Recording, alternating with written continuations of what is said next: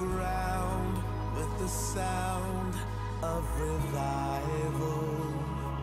Let heaven roar and fire fall. Come shake the ground with the sound of revival. Let heaven roar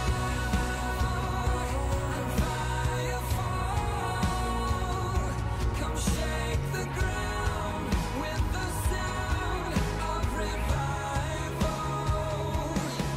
Our God's not dead, he's surely alive. He's living on the inside, roaring like a lion. God's not dead, he's surely alive. He's living on the inside, roaring like a lion. God's not dead, he's surely alive. He's living on the inside, roaring like a lion. God's not dead, he's surely alive. He's living on the inside, roaring like a lion. He's roaring like a lion. He's roaring like a lion. He's roaring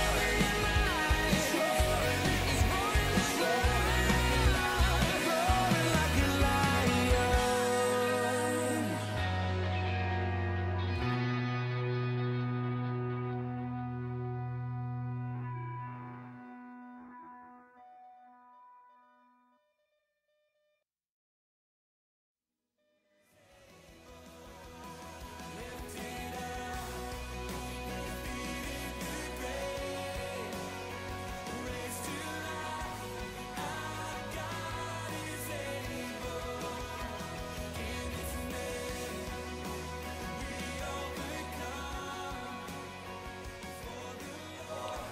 Good morning and welcome to the King's Report this Thursday, September 28, 2017, 8th year of Chungi, 8th month, 9th day by the hem of the calendar. I'm your host, Sean Moon, second king of Chungi.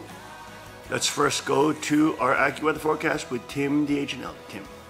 Good morning. Well, the temperatures are falling off the cliff today. We've had several days of upper 80s, starting with September 23rd.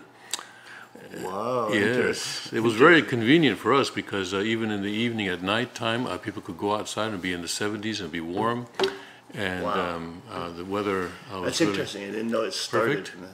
But yesterday we had an observed high of 88. Today we will have a forecast high of 71. Wow. So boom. So just, okay, we're back to Yes. August.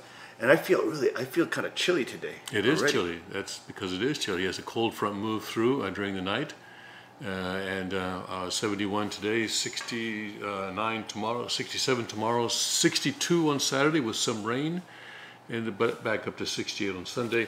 The average high for this time of year is a 68, 69. So we're finally getting back to the averages. Wow. A Well, little bit windy today. that's good, but people have to now be careful they don't get a cold. I think everybody's starting to feel a little bit of an onset of a cold. Even my daughter was feeling a little bit of onset of a cold. And hit that apple cider vinegar when you feel just the onset, which I may do during the break. Somehow I feel a little chilly. Anyways, thank you, Tim, for that forecast. So we'll have a drop in temperature today. We can finally enjoy more normal weather. Yes. Normal fall weather. All right, folks. Let's get to our Rima this morning. We are in Ezekiel. This is always a 23. There's always an interesting chapter about the two harlot sisters. The harlot sisters who committed harlotry in Egypt, Ohola and Oholibah. Ohola and Oholibah. And the Bible says here, Samaria is Ohola and Jerusalem is Oholibah. Okay? That's just some context. Now we're talking about Oholibah or Jerusalem. Ezekiel speaks here, saying, Yet she multiplied her harlotry in calling to remembrance the days of her youth, when she had played the harlot in the land of Egypt. For she lusted for her paramours, whose flesh is like the flesh of donkeys, and whose issue is like the issue of horses. Thus you call to remembrance the lewdness of your youth, when the Egyptians pressed your bosom because of your youthful breasts. Now this is in conjunction with the beginning of that subsection.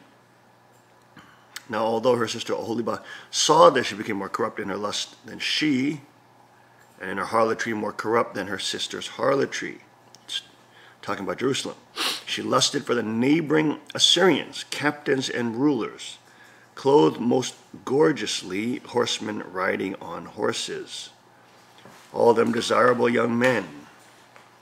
Then I saw that she was defiled, but took the same way. Both took the same way. But she increased her harlotry. She looked at men portrayed on the wall, images of Chaldeans portrayed in vermilion, girded with belts around their waist, flowing turbans on their heads, all of them looking like captains, in the manner of the Babylonians of Chaldea, the land of their nativity. As soon as her eyes saw them, she lusted for them and sent messengers to them in Chaldea. Then the Babylonians came to her into the bed of love, and they defiled her with their immorality. So she was defiled by them and alienated herself from them. She revealed her harlotry and uncovered her nakedness. Then I alienated myself from her, as I alienated myself from her sister.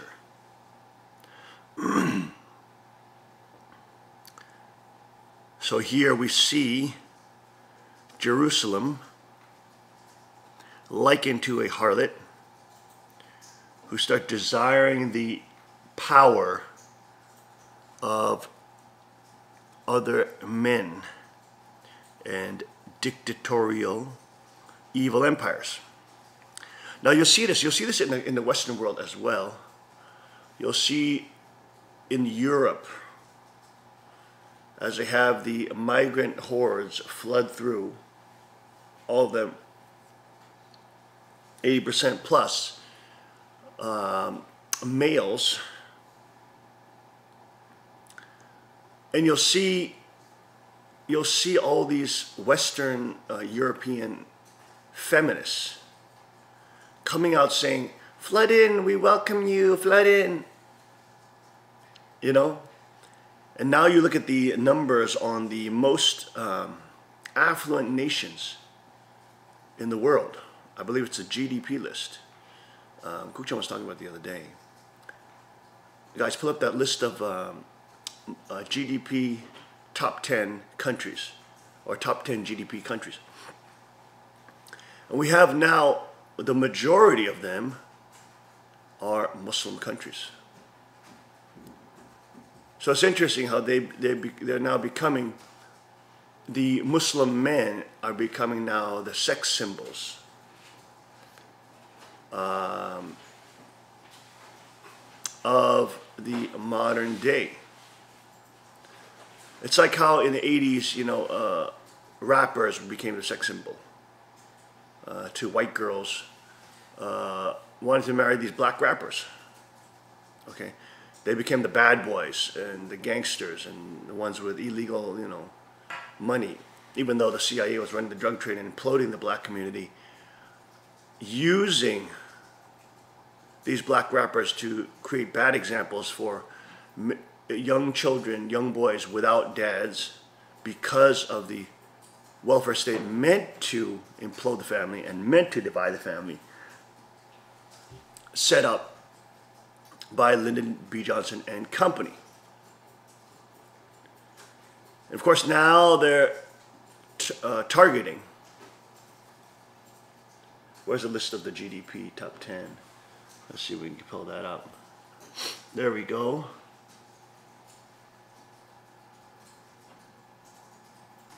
Oh, come on, they put the whole European Union, they give me a break. GDP. What was that list Kukjin was talking about? It must not be a GDP list. US, European Union, China, Japan, Germany, France, India, Italy, Brazil, Canada, South Korea. It must be. Well, let's just put in top 10 wealthy nations. Let's take a look at that. But there is obviously an attempt to paint ISIS and protect ISIS. That was under Obama and Hillary Clinton.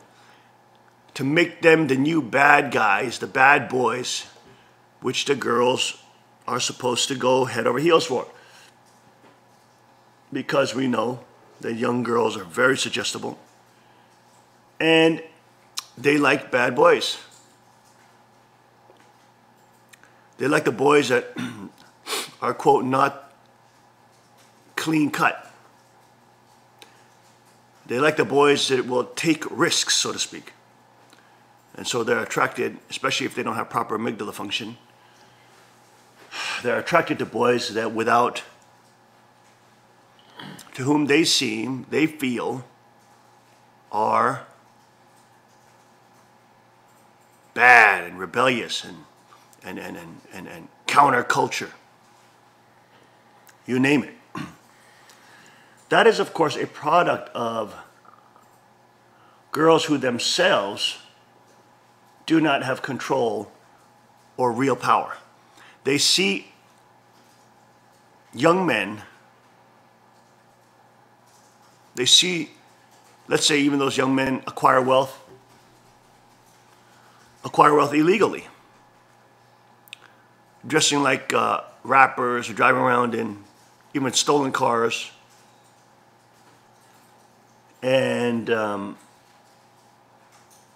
driving in stolen cars,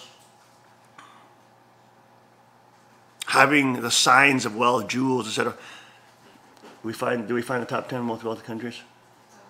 Okay, forget about that. Look up on YouTube. Look on YouTube. Gold diggers.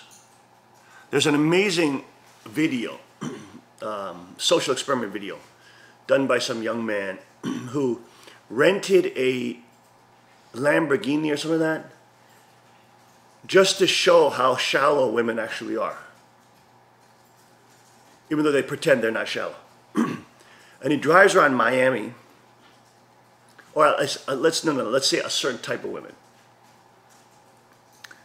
These are women who have been brainwashed by Marxism, by Hollywood, by the lure of stardom, etc. And he goes around exposing them by driving around a Lamborghini at random on the street. They don't know who this guy is, and he will tell them. There's one in the video where he some Russian dude or something, the Ukrainian something guy. He won't even say anything. He'll just one of his experiences was he doesn't even say anything to them to pick them up. Literally. He just goes. And these stupid brain dead girls literally walk in his car. Now this is in Miami? I think it's Miami. There's a lot of model agency there, right? Is this it? Let me see. I think certain cities attract certain type of people. Dumb girls. What's up, guys? Blue Man here, back with a brand new prank. Gold digger prank for, I don't know if this is the guy, but anyways. Try and catch me a brand new gold digger. First, I'm going to approach beautiful girls acting like a homeless man who's collecting water bottles for some extra cash. Will they give me their phone number? If yes, good. If not, I'll be back with my golden shovel and my Ferrari limousine to see if they will give me their number. Will I catch a gold digger today? I don't know. Let's find out. Let's go. Yo, get this girl. Get this girl. Let me get that for you. Here, I'll get it, here. Oh, sorry. Yeah, just set it down. Okay, Thanks. sorry, it seemed heavy, I wanted to help you out. It's a little dirty. Well, I'm not dirty, I'm just collecting water bottles, my hands are clean. But it's okay, though, no worries. I was just passing by, I thought you were beautiful. Like, are you in a rush or something? Are you busy? Yeah, actually headed to the hospital. The hospital? Why, are you okay? You seem fine. My husband's in the hospital. Oh, you're married? Yeah, my husband's a firefighter. He was hurt. Okay. Is he okay? Yeah, he's good. I'm just taking him snacks. Nice. Yeah. Well, I was just walking by, and you seem beautiful, so I wanted to talk to you and see how your day's going. Do you think by any chance maybe we could get some coffee sometimes? Maybe be friends? You seem cool. No, I don't think my husband would like that. Do you have to tell him? Yeah, he's my husband. Okay. All right. Well, I have to ask. Well, I gotta go, but Okay. No worries. You have a good day. All right. Well, let's come back with the limo. Come back with the limo. Hurry up. Go, go, go, go.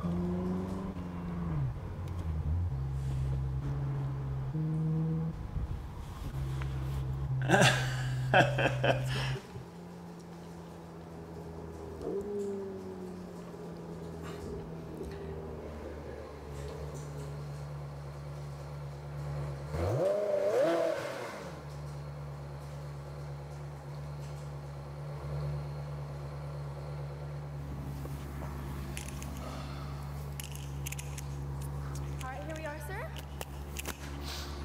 Thank you, Tori. How you doing? My name is Who-Man. What's your name? Sarah. Sarah? It's really that I can't hear you over the engine sound. I was just driving by with my car, and I saw you, and I thought you were beautiful, so I wanted to say hi. Oh, this is your car? Yeah, I just one of my cars. I have a few more. What are you doing right now? I'm going to the hospital. Drop off. Hospital? Yeah, my husband's in the hospital. Are you guys like close or what? Yeah, we're married a little bit. I know you're married, but are you guys like close? We said our vows. I'm only in LA for like the next like 12 hours. If you That's want, LA. we can get some dinner right now.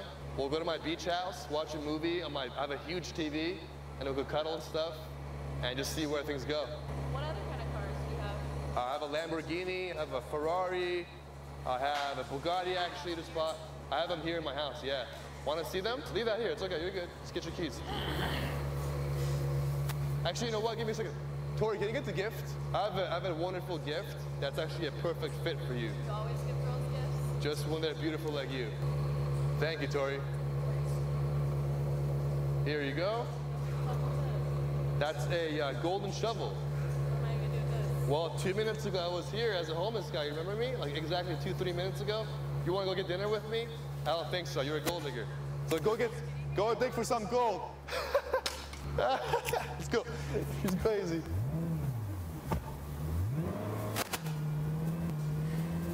I can't believe I caught. That's another one example. gold digger. But there's this other guy that literally, he drives around Miami. So it must be LA. But he drives around, and you see that woman was actually married, right? And her husband. And then she goes with, I mean, this is a level of sluttiness. You understand? And if girls who are not trained, or let's say girls who are brainwashed by social media, by Hollywood, by fame, by fortune, all this, look how shallow they are. Literally. And this is one thing good about the internet. It exposes them. It demystifies pretty girls. You know what I'm saying? Because before, pretty girls could have this allure and the power and all, but the internet demystifies that. It just weakens their power. And then you have people that actually challenge their power and go out and expose them.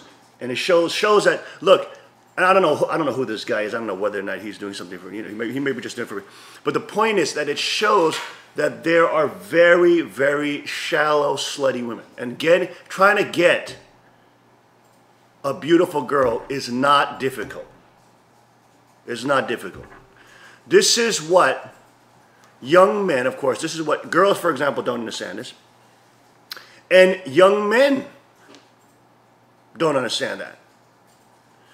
And so girls think that if they have some level of beauty, that, oh, the guy should be groveling at their feet, worshiping like a goddess. They don't realize that it's so easy to get a beautiful girl. It's not hard. They're not special. So you have these way too arrogant, amped up, self-aggrandizing, narcissistic girls who then think their beauty just bamboozles everybody because it may enter their small circles. And they don't realize that they don't have power over honorable and true men. honorable true men are not bamboozled by just a hot chick. Okay? There are people whose literally their senses shut off when they're talking to a beautiful woman. They're literally that mesmerized as if they're seeing some kind of god or something. And then, of course, girls can really put on tons of makeup. I mean, tons of makeup to look completely different and literally bamboozle young kids. So number one, kids who are getting blessed or whatever, kids who are in sovereignty, number one, should not be bamboozled by beauty. And that doesn't mean that's going to take away their instinct to be attracted to beauty, but at the same time, they should not be bamboozled by it. It is not the main criterion. You shouldn't just see, oh, well, she's a beautiful girl, so I want to get blessed through her. No. Women can become beautiful, more beautiful as they become, if they're loved. That's the saying in Korea, isn't it? 사랑 많이 받으면 더 이뻐진다고. There's that kind of saying. You have to see the quality of the person. Of course, the Bible here in this chapter is talking about the quality. The quality. Is that woman a harlot? And I love this. I love these kind of videos that expose these gold digging, shallow bitches, basically what they are. And just because and you see how immoral she was. Think about that, right? So look how low quality that tattooed, nasty girl is. I mean, just despicably nasty. Just filthy and nasty, ugly, and hateful of even her husband. My gosh, he's in the hospital, which she repeated twice, so it's probably true. Her husband is in the hospital. Then the guy says, I got a Lamborghini, I got a Ferrari, I got a Bentley, I got a Bugatti, whatever he says. And she holds his hand. And he says, let's go get a movie, let's cuddle a little bit. She holds his hand and she goes with him. Ready to literally have sex with this guy that she did not even know anything about. Ready to commit adultery with this fool in a red velvet jacket or whatever it is. I mean, it's just so pathetic, and it's girl after girl. It's not only one girl like this, okay? There's other guys go ahead, guys, find us some videos on YouTube. There's other guys that do this to girls in Miami, and I saw one where he picks up girls without even saying a word. That's the whole social experiment, to not even say a word. Okay? Not even say a word and just go like this.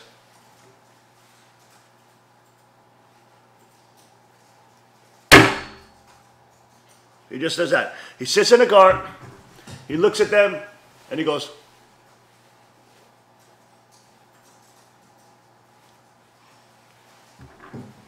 And they come in.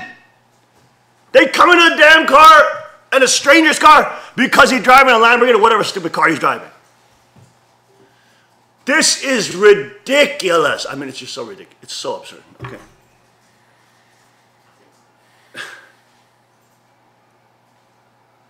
It's just, I think it's this guy. I think it's this Poland guy or something. Let's see. Best gold digger prank of all time. Okay. How about we go get something to eat or something to drink? What? Not that rude. I'm only here for 3 days. I wanted to see, if I take somebody out, maybe a nice girl like you. It's on me. You don't got to pay. I guarantee you'll have fun. Ew. What's the worst that can happen? What do you mean? What do you mean, ill? Waiting for somebody. What do you mean, ill? You mean, Who are you waiting for? Nanya. What? Nanya? What's that mean? Do you not speak? Not to you. Oh, what? I just I'll get you like a margarita. How about that? I'm even saying it's on me. How about not? All right, whatever. Hello. Yeah. I'll take it as a no. Okay. Yeah, what do you think? I have no clue. Go ahead, let me go ahead and get the car. Be right back, sir. All right, thanks, man. Appreciate it.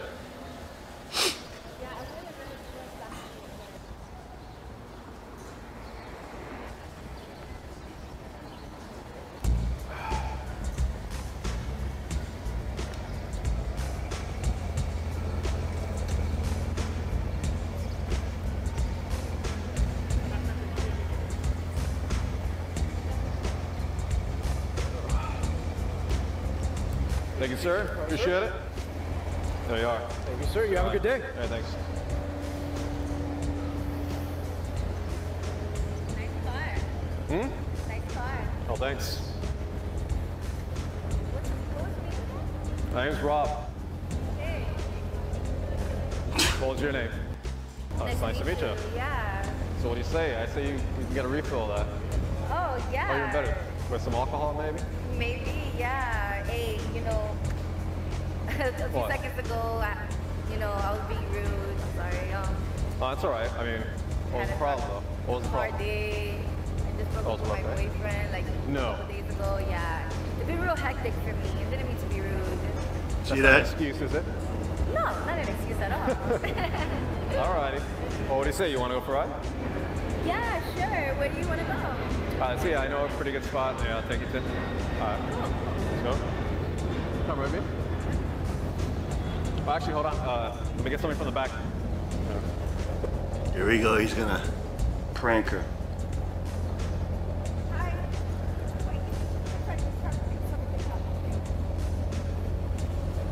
Actually, can you hold this for a second? What is I that? know. I'll explain later. Hold on. Can you hold this for a second? It's chill. I gotta get something from the back. Yeah, yeah. Just hold on.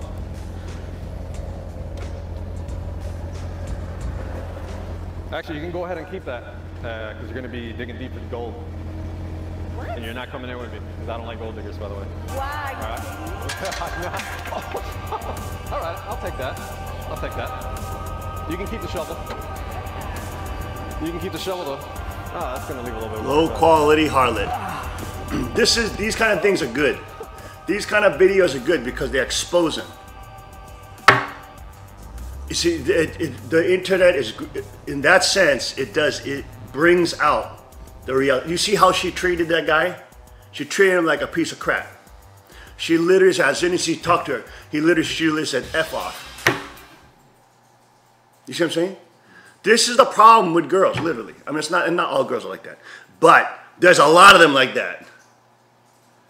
So you have these harlot type girls, but then you have these other girls who may not they may not be like that.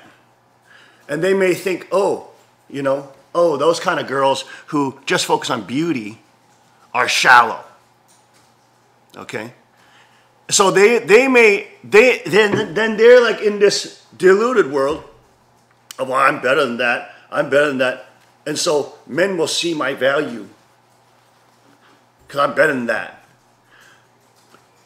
Look, there's nothing wrong with beauty. It's the sluttiness, it's the harlot, it's the immorality. That's the problem.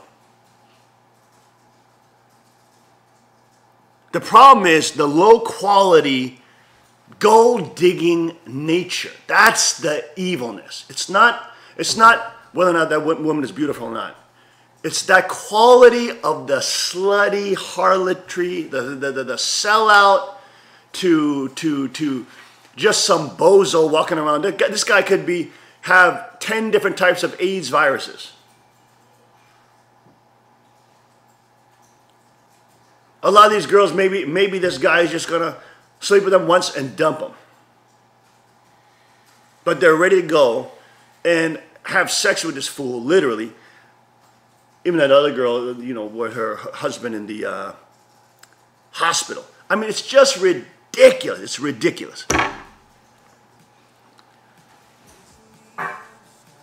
The problem is not about the beautiful woman. The problem is the slutty, selfish girls who are blessed with beauty, then that use that in this completely brainwashed Hollywood type way, which then of course leads to their own destruction in the end. statistics that show even if you have one sexual partner other than your husband or spouse, your marriage retention rate literally like drops in half. If you have one more partner, so you have two partners in your life, it now collapses, I think, to like a third or something like that. Okay? If you have like five partners, anyways, it just collapses. Over and over, just collapses. And of course, this is what the Bible is warning of. The Bible is not saying that beauty is a problem, that makeup is a problem, that looking good for your man is a problem. That's not a problem. That is a sign of your affection for him.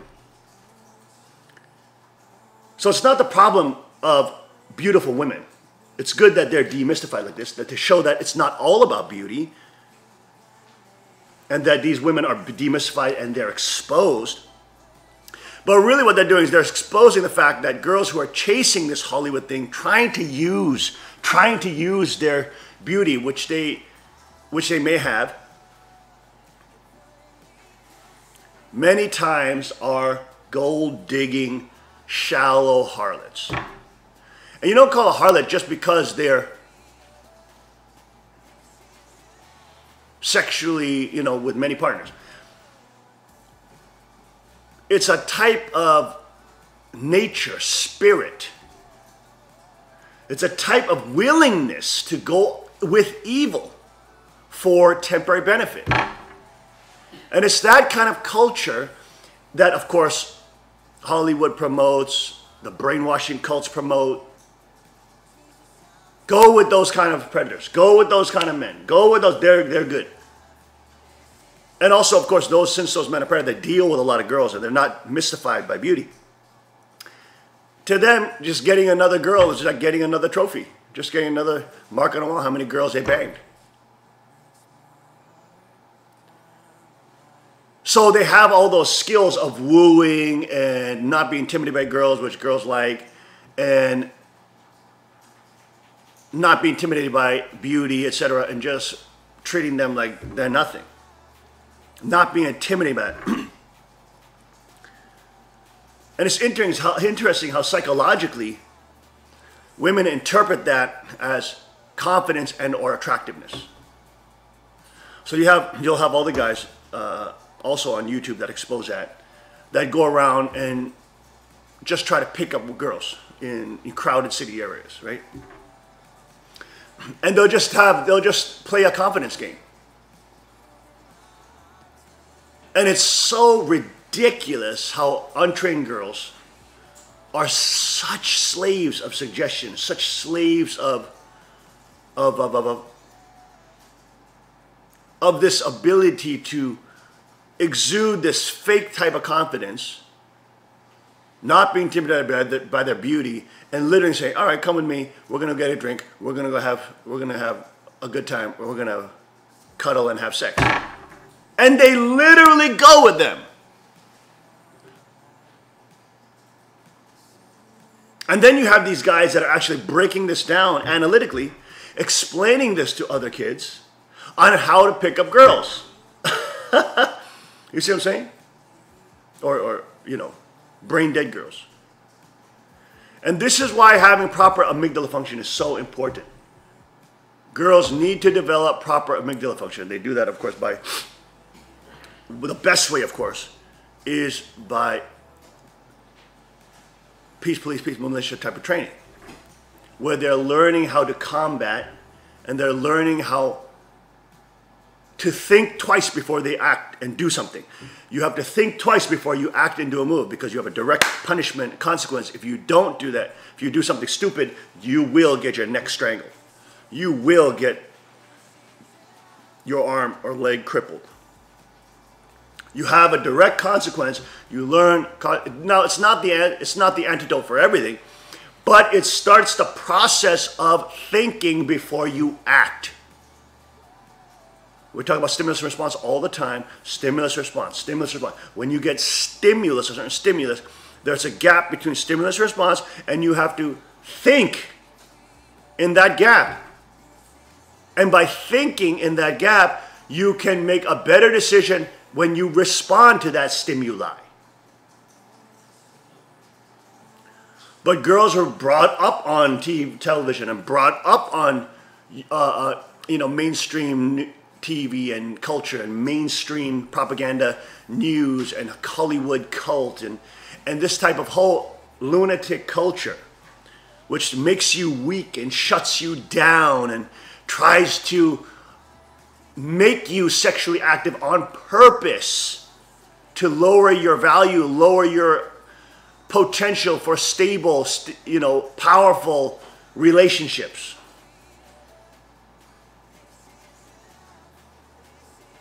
You see that type of brainwashing, and girls who are slaves to that cult, that popular culture cult, slaves to that brainwashing type of social engineering, slaves to that, they completely sell their souls into it, buy into it, want to be like it, want to be of it, want to believe in the allure and the promises of fame and fortune and gold and money and all this kind of stuff. And instead of working hard for it, instead of doing something of value for somebody else, they just want to, sleep their slutty way up into it. Bang their way up into the promise of wealth.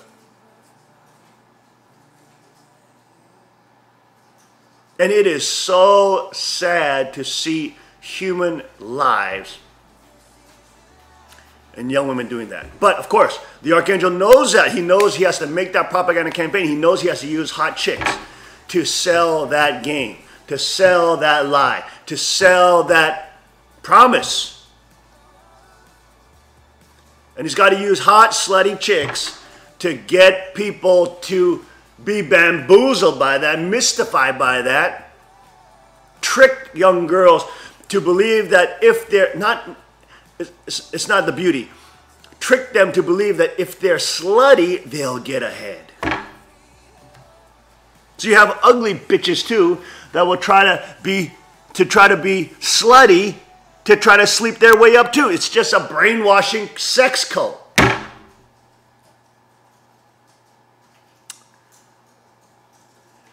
But what happens to those kind of girls? What happens?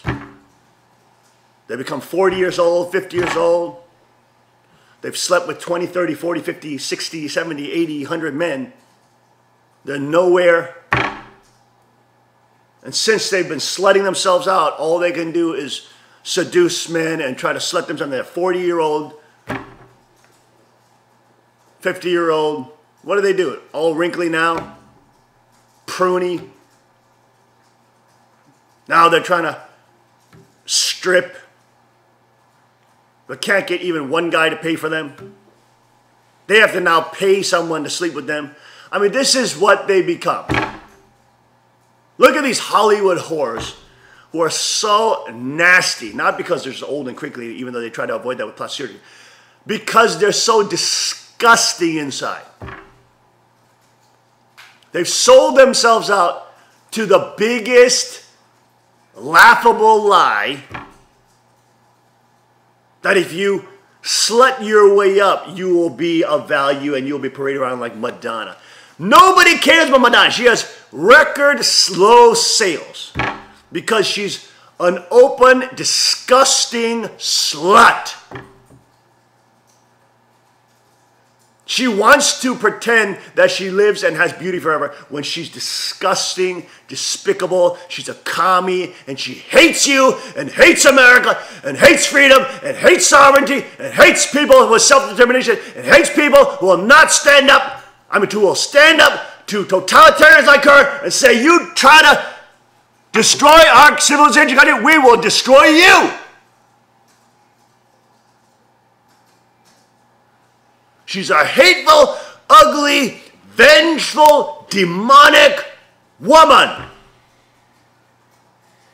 And you have her literally as a role model for generations of women by Hollywood, by the stupid music industry.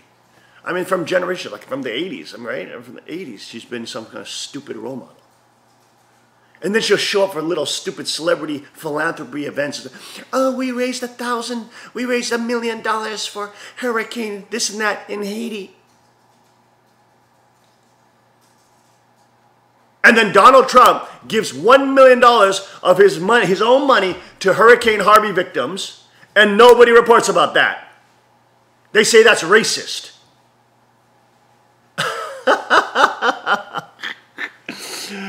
Oh my gosh, this is ridiculous. Girls are never taught, if girls are not taught by honorable fathers to not be attracted. These kind of videos are actually good because they're good educationally. Show your daughter these things. Show them how they themselves are brainwashed to be attracted to predator types of men, to be attracted just to men because they have wealth, and that the allure of, oh, you can shop and you can do this and you can do whatever you want, but you're gonna have to just sell out your vagina to them. You know, let them rent your vagina, and then you can have all the shopping and all the, you know, luxuries and all the stardom and all this you want. That just seems like a good trade, doesn't it?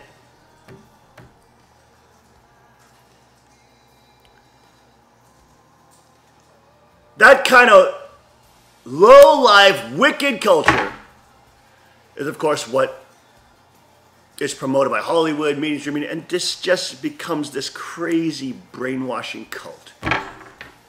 That's not what young girls should be looking at. Young girls should be looking at value in a husband. Value. Is the man honorable? Does he stand up for value? Does he stand up against evil? Can he speak out against evil? Is this a godly man? Is this a praying man? Does he go to church regularly? There's studies that show men who go to church regularly will be much more faithful to you, will have like a normal divorce rate is 80%. Men who go to church, it jumps up to 80% marriage retention. So just 20 to 30% basically then divorce. Because they're listening to the Word of God. They're being trained by the Word of God. Faith comes through hearing the Word of God. So having a godly man is so critical for your own sanity, your own security, your own safety. Not that all women are just thinking of self-serving things. Many times they are, but they don't want to admit that. And there's nothing wrong with having self-interest in the sense that you're trying to protect yourself. Everybody gets that. But young girls must not be bamboozled by the stupid media cults and Hollywood cults that promise them. The Assyrians, the Chaldeans. Look at this. This woman, the Jerusalem, is seeing images of Chaldeans on the walls portrayed in vermilion and all this luxury and all their little sashes and turbans, and she's getting attracted to that. She's saying, wow, this is much better than this guy who lives next to me, who actually will love me and treat me, you know, that will actually adore me. Better than that are these Chaldeans, Assyrians, who are going out to war, and they come back with pearls and jewels, even though they had to slit throats for it, and even though they had to murder people. I don't care about that. I just want those pearls and jewels. I want to be, that will validate me as something special. I could be in that picture with all that wealth and all those beautiful gowns and robes.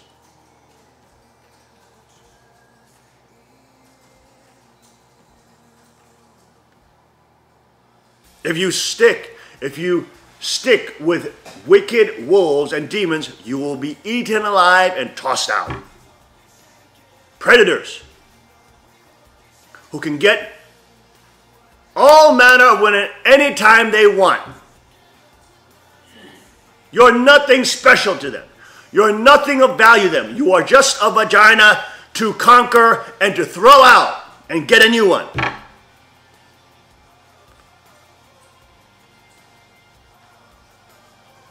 Whereas you may have a quality man who is going to be faithful, loyal, who will fight for you, who will defend you.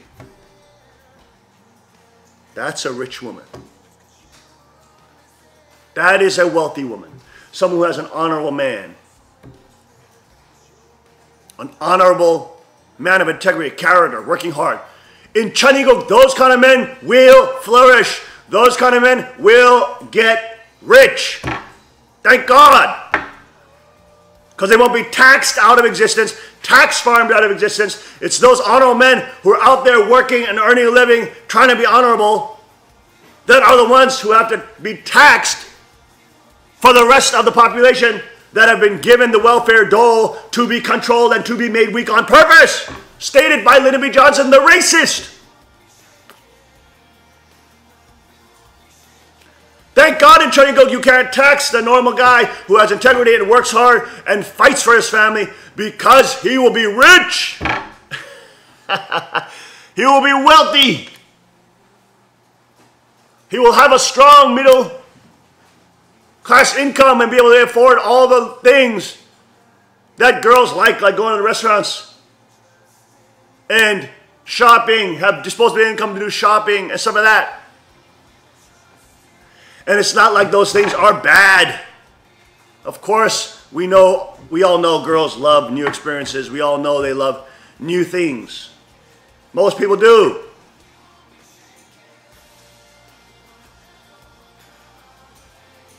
Thank God Chaniguk is a place where those honorable men can be valued, and not these stupid Chaldeans, not these fake murderers and gangsters who get rich by harming other people. Reversal. You have all these gold diggers that don't even care about how they got the wealth, as long as they can get a bit of it, even if they had to murder and maim for it.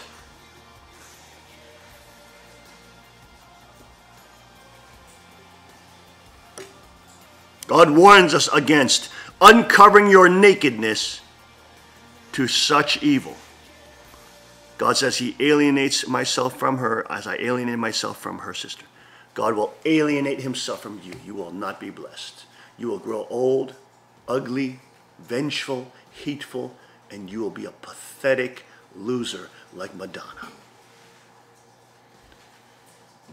Girls, daughters, see with eyes of wisdom, godly eyes. Be beautiful. Be yourself. Be feminine. That's all. That's fine. That's not the problem. The problem is sluttiness, harlotriness. That's the problem. You can be ugly and be a harlot. You can be pretty and be a harlot. Still two harlots.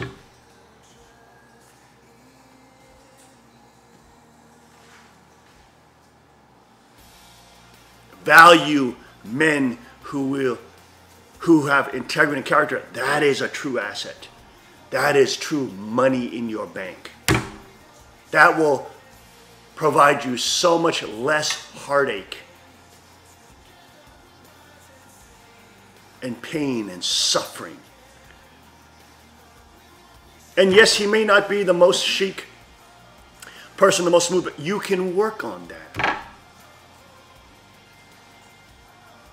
You can work on his style. You can work on the way he dresses. You can work on those things. All those things are secondary things to the character and integrity of that man. You have that, you have the gem. Then you can polish that gem easy. Okay? Just takes a little bit of suggestion. A little bit of skillfulness to be able to shape him. To want to take care of himself, to want him to look good for you, to want him to become more smooth. And you know, a man who is loved a lot too, he changes too. A man who is loved a lot, he becomes more smooth with girls. He becomes more smooth.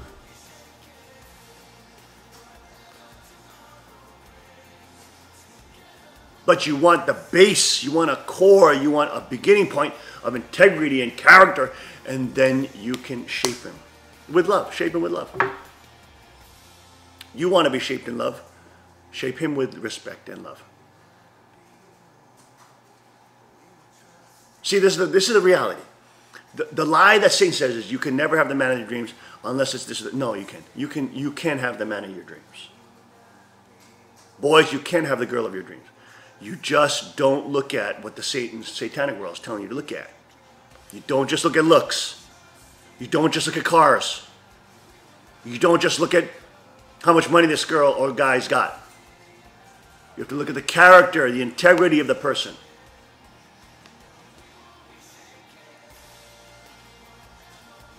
And it's not like everybody's going to be perfect at first, but where is the heart pointed? Is she chasing God? She may have not been perfect before, but is she chasing God? Is she trying to transform her life, trying to be obedient to God? That's a precious woman.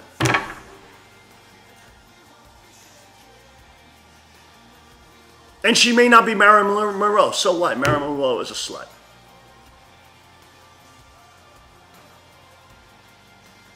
Why are you impressed by Marilyn Monroe? Because she's some kind of stupid sex icon. That's not a valuable woman. A valuable woman, a woman who will die for her man. Die for her kingdom. A woman who has something greater than just herself. A woman who submits herself to God's word. That is someone that will protect you, protect your family, protect your children. This is what's so beautiful about True Mother Kang. She submits herself to God.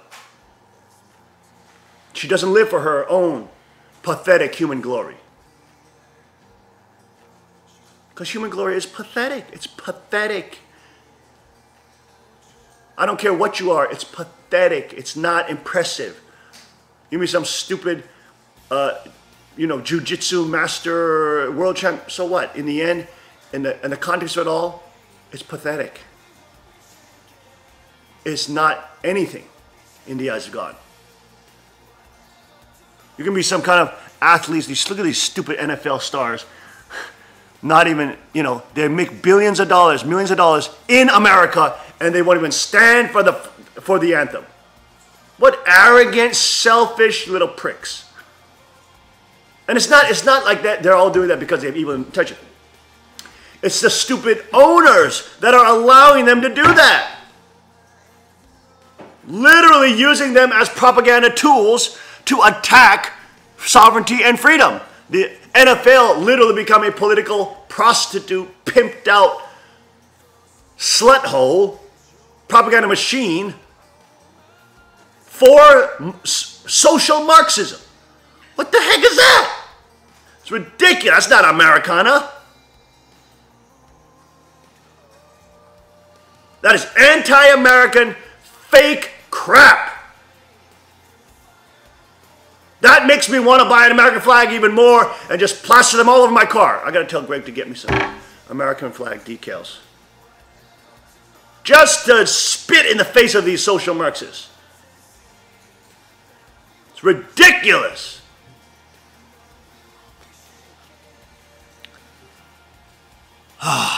Golly. Sick of these Marxists. Hate everything that's good. They hate everything that's free and uncontrollable and anything that tries to build value and anything that tries to network other people to build goodness like Christian culture. And it's not saying that America is perfect, but it's so much better than these stupid globalists and world government crap commies who want to enslave people and destroy any models that are antithesis to what they want, which is state-run, centralized, archangelic control. I'm sick and tired of it. All they are is ugly. All they are is old Hugh Hefners that is dead now, who want a group of sluts to create the image of success and the image and lure of fame when this guy is a decrepit, slutty, old, stinking, farting man who nobody loves, but all those gold-digging bitches are around so that they'll sleep with a 90-year-old Hugh Hefner to get some stupid fame. And they will uncover their nakedness to these kind of pimps.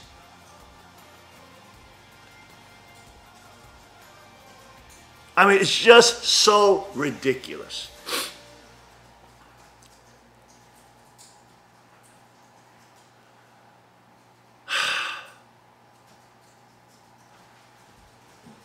Seek value. Seek godly men and women. These are the people that will give you true power. These are the people that will help you become what God wants you to be, which is the greatest thing.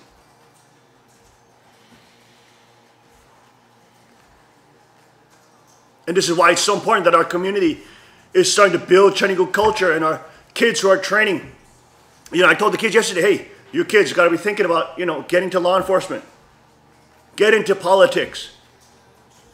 You have to change this world by changing the local communities. You know, if we have political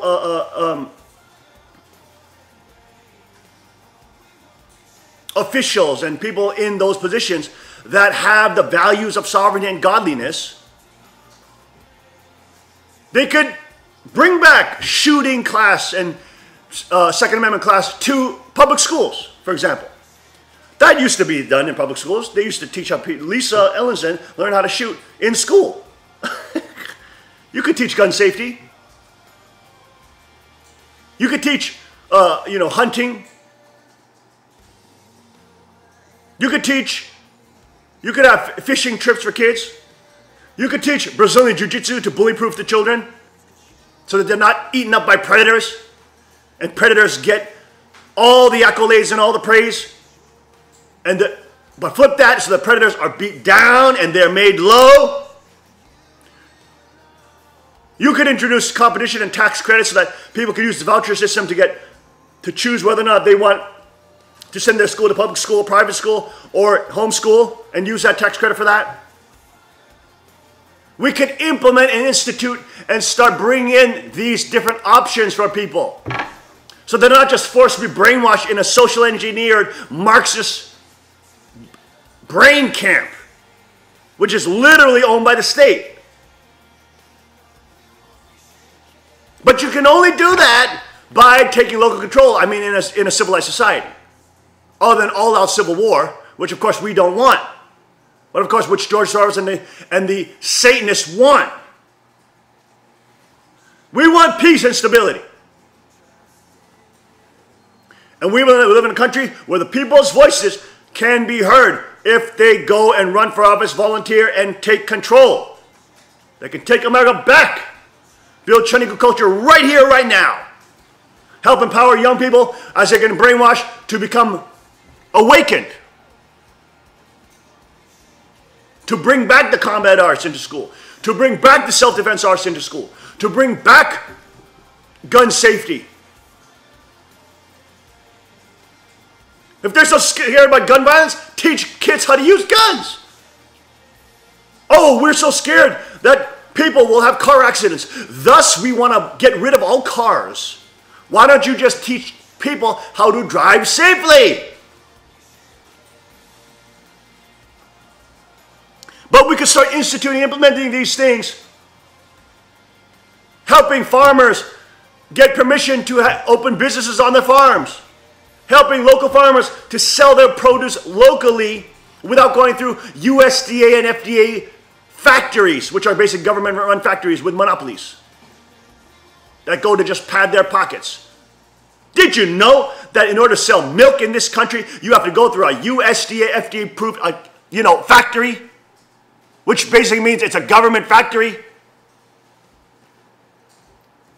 That's how they keep monopolies. Imagine if the local farmer could just squeeze the milk out of the udder and sell it locally without any danger of being destroyed by the federal government or be put out of business. It's only us in Chinese culture that's going to fight for these people. It's only us that's going to stand up for sovereignty and for Chinese culture and God's culture. It's only us. We're the only ones. Christians are brainwashed in state churches, told not to get politically involved. It's only completely Testament people who know the kingdom gospel, who know that they have to be co-heirs with Christ in the kingdom, who will fight for them. It's only you that will do it. So I was telling this to the kids. You guys got to think about getting into law enforcement. Get into, changing the culture of even law enforcement. Humbly, of course. We don't want militarized police all over the place. We want friendly cops, most of which are in this area, but still, we want the friendly type of old school cop that would walk around and greet Mrs. Abadale and greet Mrs. Johnson and greet etc. etc. Walk around the neighborhood.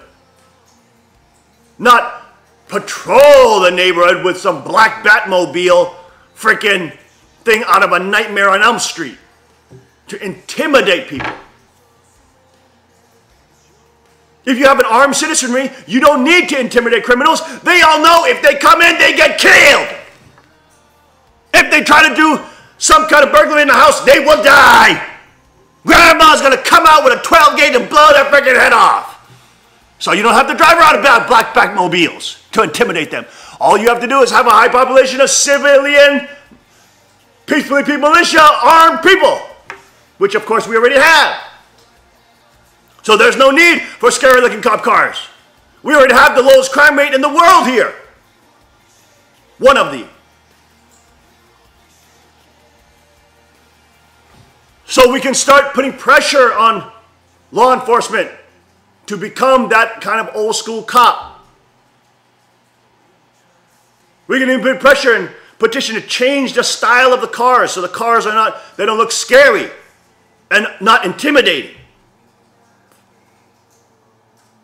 Simple things like that, which are meant to send messages. They always tell us it's for predators, but it tells messages to civilians that you're under rule by a military class. That's not good. Even though most law enforcement people in law enforcement, 90% are for the Second Amendment, are for freedom. But you have these bureaucrats who are sent in from Harrisburg or sent in from Washington, D.C. that are ordered to take over the local chiefs and sheriffs and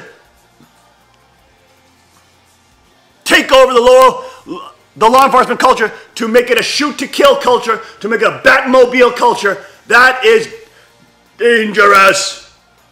That's because these people are totalitarians. These people in Washington. We need to take back our law enforcement. We need to take back our political control. Imagine if Pike County, was one of the first counties that reinstituted shooting training in school. Mandatory. For public safety. Because we have a very high gun population here. For public safety, all kids must learn gun safety. And learn the principles of trigger control, of checking the chamber. Whether or not a round is chambered. Just simple things like this. Just get access and get education about it instead of being brainwashed by stupid Marxists about how bad America is and how bad everything masculine is and how bad and how good centralized communist, socialist, political Satanism is. And how good free sex culture. That's ridiculous. They don't want you learning any of the things that will make you more powerful and truly conservative. In the sense that you'll have proper amygdala function and you'll be able to see good and evil. You'll be able to at least identify predators. And at least you'll be able to stand up against them if you're assaulted by them. You'll be able to stand up for yourself. They don't want kids who are able to stand up for themselves because they are trying to brainwash and indoctrinate the children into social Marxism. And if you stand up against that, they want to punish you, they want to shame you, they want to politically correct you, they want to use the teacher system to punish you and to destroy you. as an example to all the weak-minded kids who are being brainwashed by the cult of social Marxism and political Satanism in the school system, that you better not stand up to this. You better accept the government lie that 9/11 was done by Osama bin Laden. You better accept the government line that state-run schools are the best. You better accept the government line that big government is your God. You better accept the government line that all things that are sovereignty-based are bad and that people can't be trusted. You better accept political Satanism. Otherwise, you're going to be alienated, isolated, and you'll be made to be felt that you are uncool and you are repugnant. Well, we need people who say, screw that, I don't need your approval. I have value because I am a son of God. I have value because I can stand up against tyrants and totalitarians like you. I have value because I have a thinking mind with proper amygdala function. I can tell between the good and the evil, and I can tell whether or not you're predating on me, and you are predating on me, trying to make me weak, so I listen and become a slave of you. They don't teach you Brazilian Jiu-Jitsu. They don't teach you knife fighting.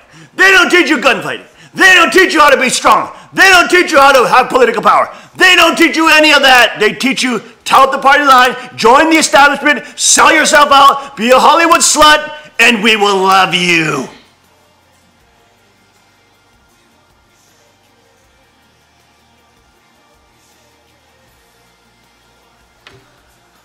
And we are sick and tired of it. No more, said the people. So our young people who are not clear about their careers, they should get into law enforcement. Change the culture. They should get into the police chiefs and sheriffs, even though we have a great sheriff, you're an awesome sheriff. We need to get local control back. Back to sovereignty, back to God, back to Godism. Where we can maximize freedom. Where we can maximize kingship. Where citizens can become kings.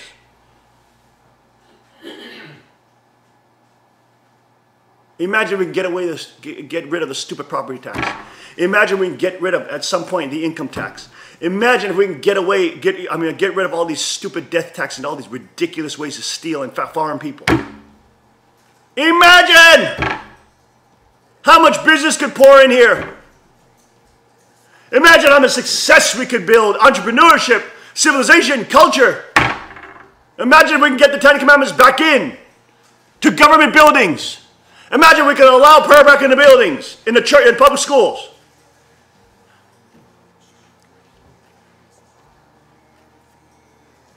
Imagine we could have shooting classes in schools and Brazilian Jiu-Jitsu as an option, as a sport. You see what I'm saying? This would be great. Then we'll be unlocking the epidemics of young girls and young boys at a young age so they don't become prey, they become sheepdog. So our young people who are training should be thinking about making a difference. Think about their careers, think about their livelihood, how you're going to make money. Think about law enforcement. It's such an honorable career. It's such a socially respected career. And all your ninja training will help you in that field. Think about moving up the ranks and bringing a different culture. Think about getting politically active and running for office. Getting political control for God's sovereignty. Implementing Chinese culture, implementing freedom and responsibility. Think about it, we could reduce the taxes here. Not just, I'm saying a little, I'm talking about getting rid of huge sections of the tax code. Think about it, if we do that kind of mandatory training and empower all people to have firearms. Then we become literally a sovereign state. And at some point we can even say, well, you know what, we're not going to take these federal orders anymore. We're not going to take these stupid orders from Washington because that's what the Constitution says. The states have the right. And imagine if that set off a trend of other states doing it too. And there's a whole chorus and a whole orchestra of states that are rising up saying, you know what, we're not going to listen to you elites and bureaucrats and political Satanists in Washington. Screw you. And all of our people are armed. And all of our people are PPP militia. And all of our people will defend sovereignty, and you can't do anything about it. There's too many of us to kill. Right? In the end, it's a numbers game. Because at the top level, it is force. The more people we have training Brazilian Jiu-Jitsu, the more people we have unlocking the opportunities to combat arts, the more people we have in the shooting sports, the more people we have with sovereignty mindset, the more people we have with proper amygdala function, the more people we have that understand godliness and kingship. That they should not be a slave, but they should be a king. Not to enslave others, but to empower people. To also themselves become kings. The more people we have like that, the less the political Satanists and the archangels can do. And the more we can say, screw you, Washington, we ain't listening to you. This is our country. And we're going to take America back. We'll be right back after this short break as I order my American flags put in my car. You stupid NFL.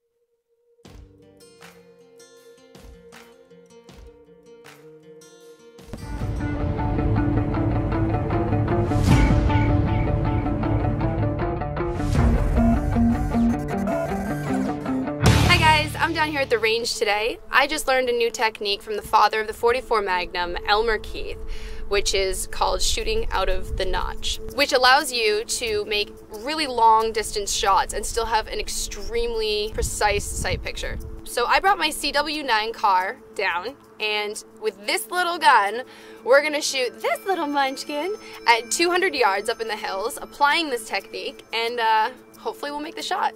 To apply this technique, instead of using the blade of the front sight lined up with the top of the rear sight, I'm going to take the dot of the front sight and raise it up so that it's out of the notch, but I'm still going to keep the front sight on my target. Bringing that front sight up like that is going to compensate for the bullet drop over that excessively long distance with just this little gun. So if applied right, we should be making contact. Let's see how it goes.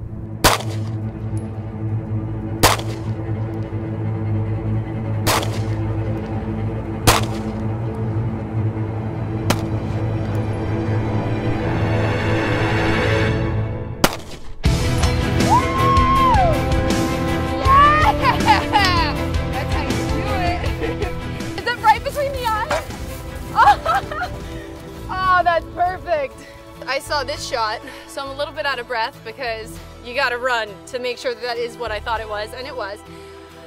So while making this shot, from that distance with these white dot sights, it literally would cover the entire target. You couldn't see what you were shooting. So using the Elmer Keith technique, you were able to raise it out of the back notch. I can't breathe. Out of the back notch, allowing you to keep your accuracy, aim, and also still see the target, which is key because it was a hard shot, not gonna lie. But yeah, it went great, and Elmer knows what he's talking about. And for such a small gun to be able to take that hit, I'm very impressed with this. All right, guys, be sure to like and share, and I'll see you out on the range. That was awesome. Hey, can I try that one?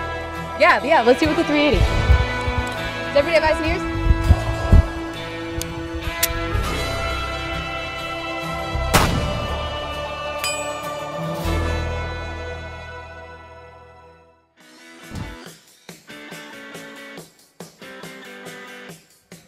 Hi, welcome to Tommy Gun Warehouse. We have a short video for you this afternoon. We want to show you how to work the action on a P380. This is our very small pocket 380 that it has a very strong spring, to work the slide. And this is because it's a very small gun, and we need to have that extra spring tension to actually make the gun work properly. So today I want to show you how to properly work the action Ladies sometimes find it very difficult, not to mention some men find it difficult to work the slide. Okay, so I just wanted to show you how to hand a firearm to someone properly. The ejection port should be up, the slide is back, and nothing in the magazine well. Then you take this and you hand it to somebody in this manner. They should then verify that it is empty and nothing in the magazine well. And now what I want to show you is how to work the action on this P380. It's sometimes difficult for men and many times difficult for women, but if you know how, it's not that difficult.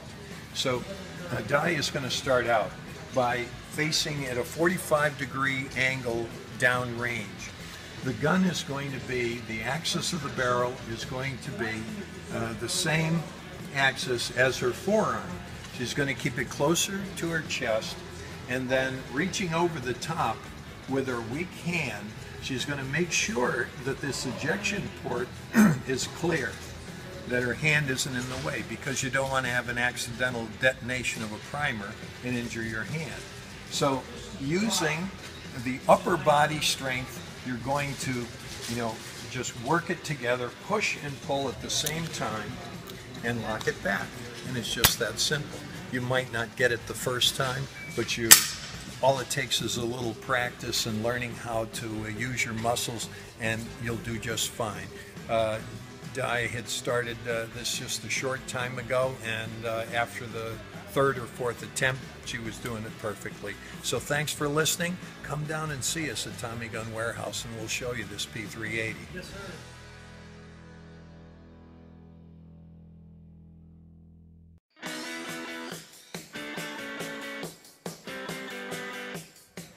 Hi, welcome to Tommy Gun Warehouse.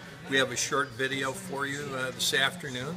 We want to show you how to work the action on a P380. This is our very small pocket 380 that it has a very strong spring, to work the slide. And this is because it's a very small gun, and we need to have that extra spring tension to actually make the gun work.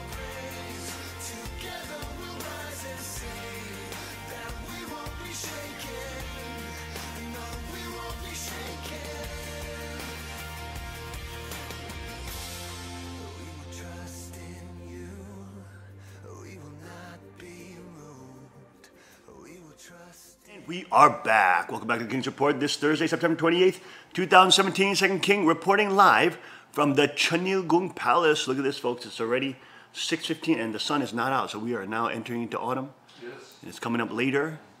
Yeah, and the coolness in the air is definitely being felt. Mm-hmm. I like it, but this is my problem. I like it, and then I forget about my thermoregulating, and most people do, even though I practice bushcraft of that. You gotta really thermoregulate properly. Like I was getting a little chilly, so I put this little blanket on. You know what I mean? You just gotta keep your heat inside near your core body temperature. Like I feel my fingers getting cold. That means the heat, of course, your body pumps your blood away from your extremities and gets them to your heart because it wants to heat that blood. Okay, so when your hands are cold, that's obviously a good sign that you're starting to get hypothermic. Even when you're start shivering is a natural symbol and sign and warning mechanism telling you you're hypothermic. Hurry up and get a jacket on. But people don't even have that consciousness because they're not used to being outdoors, and they're not trained to, as soon as they feel a little chill, to put a garment on. It's very important that you are able to thermoregulate properly to avoid the cold syndromes and have a weakened immune system, which will then invite bacterial and viral infection. Anyways, that's another topic, but just everybody stay healthy as the weather gets cooler. I wanna hit the apple cider vinegar. I've been drinking nowadays with a little bit of water, but it just doesn't have that oomph power.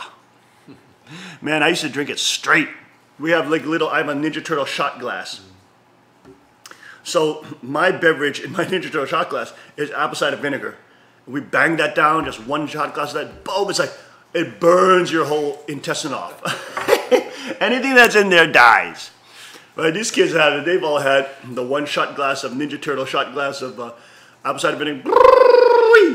Bam! I mean, oh my gosh, it's painful. It goes down like fire. But hey, it kills the cold. It kills that cold. Like your immune system says, holy crash, if I don't get better, I'm gonna have to drink this again. And so your mind encourages your immune system to hurry up and get properly functioning again. But that's not only the reason why, because apple cider vinegar also helps your pH balance in your body, which then of course helps your immune system. It has the function of both psychological benefit, but also physiological benefit as well. Now let's get back to the real news, okay? Shocking video posted by Infowars.com. Experts agree Trump is planning limited North Korean strike next month. Next month. Let's go in and listen to Joel Skousen and Jerome Corsi. Your point you were getting to as we went to break, because the word is, and it's from Trump, is that they feel like it's a clear and present danger. He's got a loaded gun to our head, to Japan, South Korea, you name it. Russia's even saying their missiles are now... What he's saying, what he means by loading gun to our head, Kim Jong-un has been saying that it's inevitable, and the North Korean spokesman said that it is inevitable that the Americans will be struck by a North Korean missile. Okay? That's what they've been saying. So that's like saying, okay, this gun is now pointing at your head. It's loaded. We've shown that it's loaded because we just did an H-bomb test, hydrogen bomb test. We've shown that we can capabilities to throw ICBMs over Japan. So we have a loaded gun to your head. What do you do?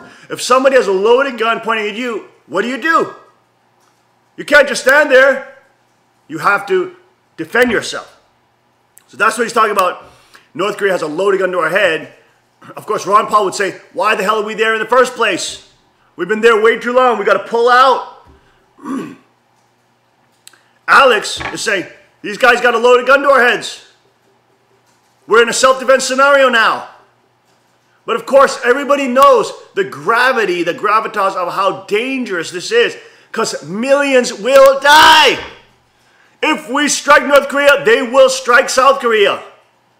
You'll have millions dying, if not hundreds of thousands. Potentially, you have tremendous Holocaust happening. Let's get back to this. Creeping away from North Korea is the balance of power shifting. What really happened in that 2-hour, 15-minute Trump-Putin meeting? Joel Skousen of World Affairs Brief. Trump has made too many statements that he's not going to let Trump or North Korea be a threat to the United States through its ballistic missiles or nuclear program. He's made too... Joel Skousen has been warning about nuclear, the push button for the globalists, for the world government, political Satanists, to set off World War III and or to institute world government. The best tool for that is North Korea. He's been saying that for over a decade. And he's saying it's coming, it's coming, it's coming. This is a guy who's been saying this for over a decade, that North Korea will be the key country that the political Satanists use to spark off World War III, which then, of course, they'll use to justify world governance and a world solution. World-level solution. So they need a world-level governing body, creating world-level international laws to stop the wars that they are creating. Of those statements to not carry through with those. And because I think that there's no way that there can be legitimate negotiations, I think it's inevitable that Trump does strike.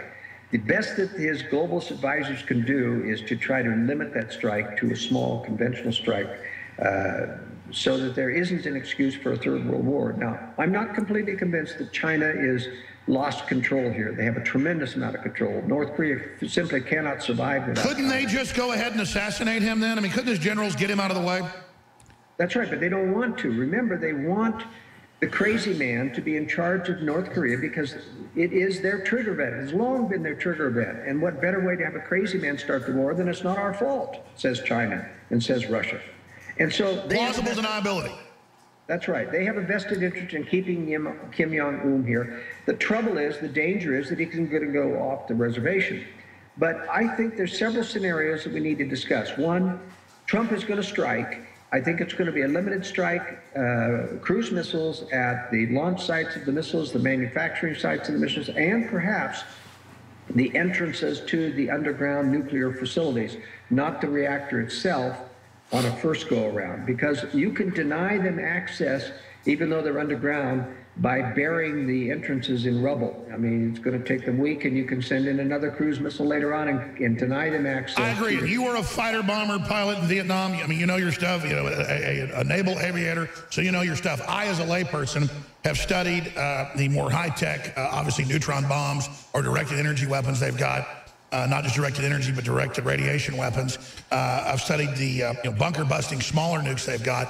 I'm not a warmonger. You're not a warmonger. Everybody knows I was against the Iraq war and all of it. It was a destabilization move to bring in the radical jihadis later. But part of the larger EU. And we are having technical difficulties. You guys see if you can pull this video up. Let's try to play that with the tech team here. As Joel Skousen, Jerome Corsi, and Alex break down Global's plan here we are over on Europe. But there's a good chance North Korea is going to go crazy with its 100,000 pieces of artillery, attack Seoul, shoot missiles at Tokyo. It could clearly get out of control quickly. I think because they know we have our own madman, I don't mean that literally, that Trump has Russia and China kind of backing off because they realize he does mean business. They're picking up the chatter. I think Trump, if he goes in, I'm sorry, he needs to hit that whole DMZ, cave all of it in. I think they need to use some of those directed energy weapons that have got deep earth radiation penetration, which, diffuses in minutes, zap all those people in those bases. He's got to take out the command bases in major cities. He's got to take out their terminals on the border with Russia and China. He's got to destroy their ships in port. We've got to have a full-scale attack to destroy and decapitate North Korea. And he's talking about tactical nukes right now. Basically what he's talking about is tactical nuclear warfare. Finally fix the problem and send a message to everybody that America's back in business. If we're going to hit them, I think the only safe move is total commitment. What do you say about that, Joel Skousen? Well, I agree that we need to take and disarm North Korea through military action, and that means all of the 20,000... I mean, this is shocking, because these libertarian guys are always against the wars. These guys are always against the wars. They're against Iraq, Afghanistan, Syria, you name it, Lebanon, Libya, you name it. Not Lebanon, Libya. They were against all the wars. And they're now at a stage, practically, these are the people who are saying, don't go to war, don't go to war, for decades. They're now at a stage where they say, okay, we got to hit them. We got to hit them hard, because they're at a point where they're not retreating. They've been threatening. They're shooting ICBMs over Japan, Hokkaido. They're terrorizing other nations. They're doing hydrogen bomb tests. I mean, if we're going to hit them, they're now pointing a gun at it. If we're going to hit them, we got to hit them hard. Because if we don't hit them hard and you just lit up the little prick on them, they're going to potentially kill 8 million people in the first hour. 1 hour, you're potentially up to 8 million deaths. Dead people. You understand? Dead, blown up to bits. Women, children, grandmas, dead, dead, dead, dead. And this is how brainwashed the Korean population is. They don't even know what's going on. They don't know what planet they're living on. They're living on La La Land, delusional land, thinking that they're going to have their Paris croissant for the rest of their eternity. Go ahead, Tim. So I'm suggesting a different approach. I think if we can really get some good diplomats in there to maneuver China into doing the dirty work for us, so that we don't have to hit them, but China removes the reason for us to have to hit them. That is, China goes in there and removes the nuclear threat to the United States. Well, who would be the diplomats we send in there to do the business? We wouldn't send in diplomats. This is a matter. It's not a matter of sending diplomats. This is a matter of maneuvering China. And already, relations between North Korea and China have been deteriorating since the execution of Chang Song-tek, China's man in North Korea. And China has been, Xi Jinping is trying to demonstrate to his party that he's in control of North Korea, and North Korea is resisting that. And I think some good diplomats would be able to figure out a way, and some good military people would be able to figure out a way to get China to do the dirty work for us instead of us. I mean, that would be great. If we could pull that off, that would be fantastic. Yes. Unfortunately, we have a still military-industrial complex that continue wants war. And they're continually butchering, but you got all these people around Trump. Oh my God, these neocons are ridiculous. They're just ridiculous. They can't have enough. They just gotta have more wars, more wars, more wars. It's just insane. Already in April, when President Trump met Xi Jinping, he told Xi Jinping that you guys are going to take care of this. Of course, if you don't or you can't, if you can't or you won't, then we will do it. But we want you to take care of it. I agree. That is really important. If we can pull that off, that would be great. It would be great not to have to use tactical nukes and blow up the entire peninsula, even though I think the top experts are now saying that's probably likely. The recent sanctions against banks doing business with North Korea, that's hitting China.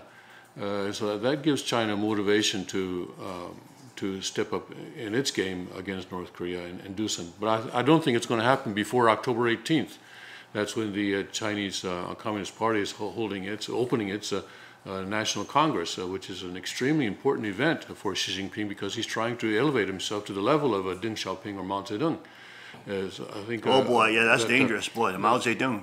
So 77 million dead on him. Woo, so man. Xi Jinping is trying to elevate himself by putting his name, his ideology into the party charter, which is basically the Constitution of China, trying to give himself immortality, try to centralize power to himself. These people are nuts. Oh my gosh. So I think he's not going to do anything before October 18th. But oh my God, everything right now and that happens in China is focused on that Congress. But after that Congress may last 3 or 4 days or a week. But after that, Xi Jinping may be more likely to do something about North Korea. Because he says he's a world power and he can't even take care of a country that's on his doorstep. Well, you know what's so interesting about the whole China situation is that internally they're also politically becoming so unstable. They have all sorts of, organizations inside, different types of, factions within their nation. They're literally constantly fracturing.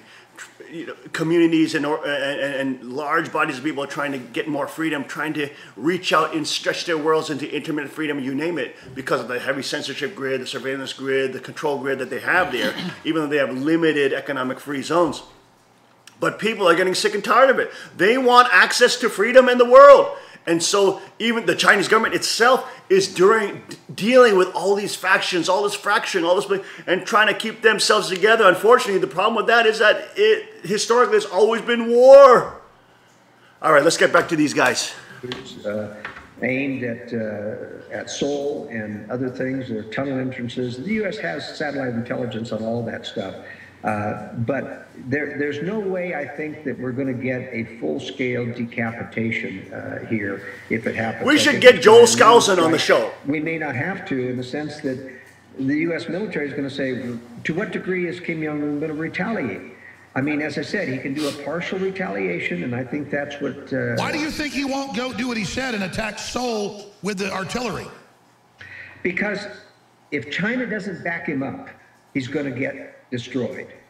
He cannot win a war against the United States military. So you think he may not be completely insane?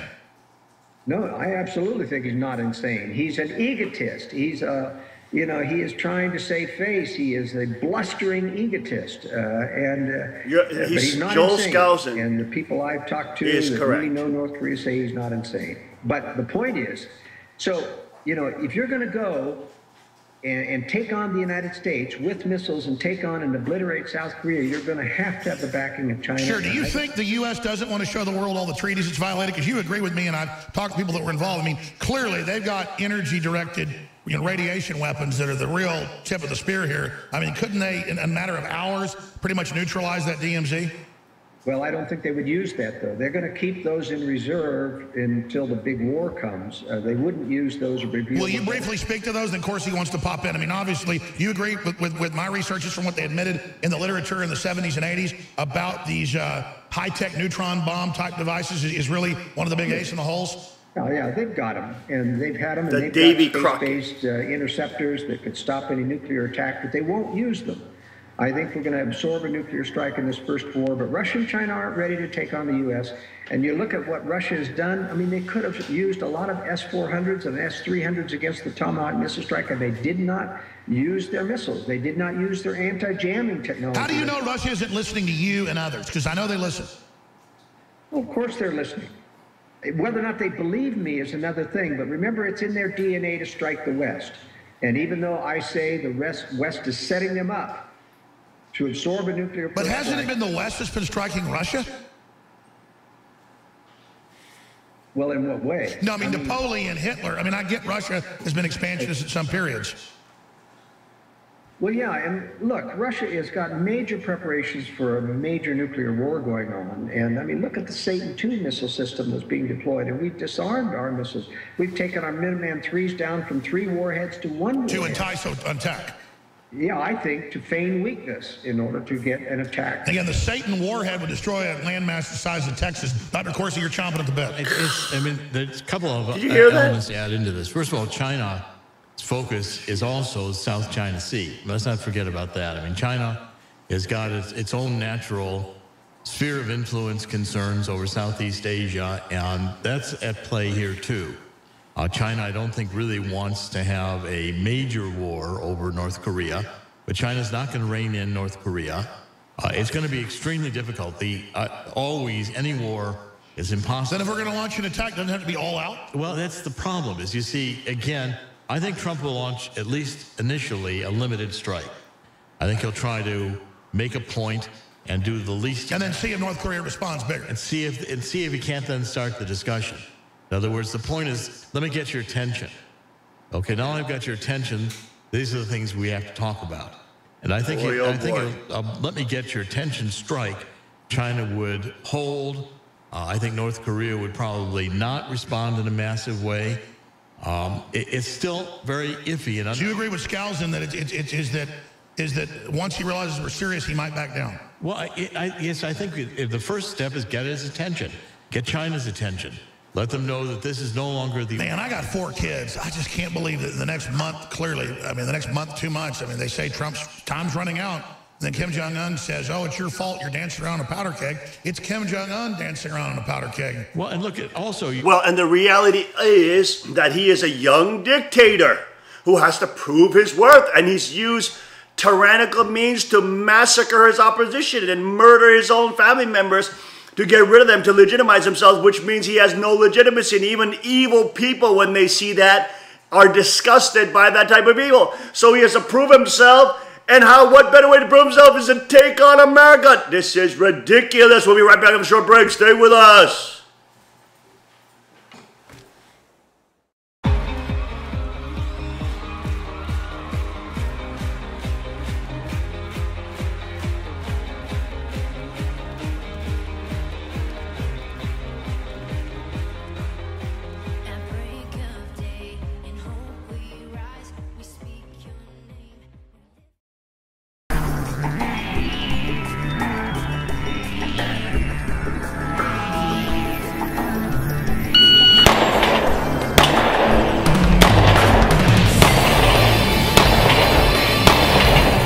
.58.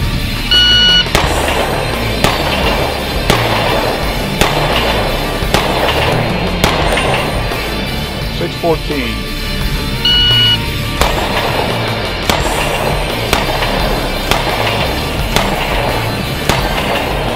.646.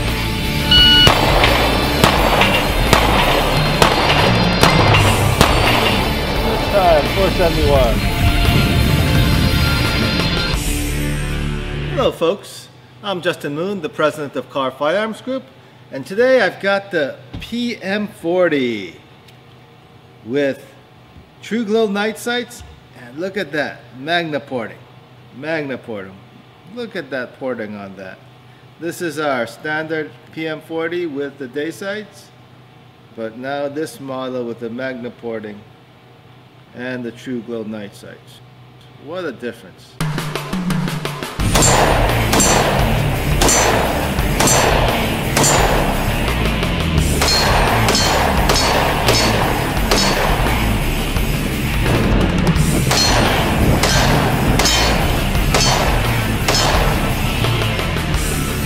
The 40 caliber PMs have a reputation for being quite a bit of a kicker. They do kick a lot.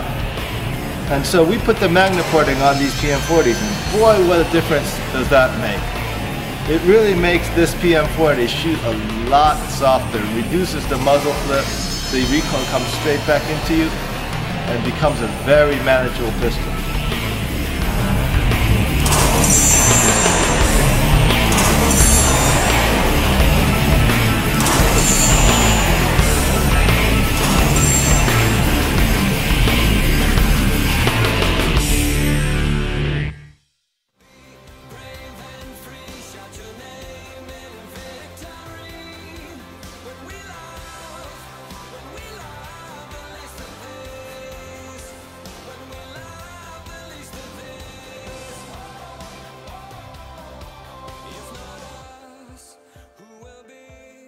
And we are back.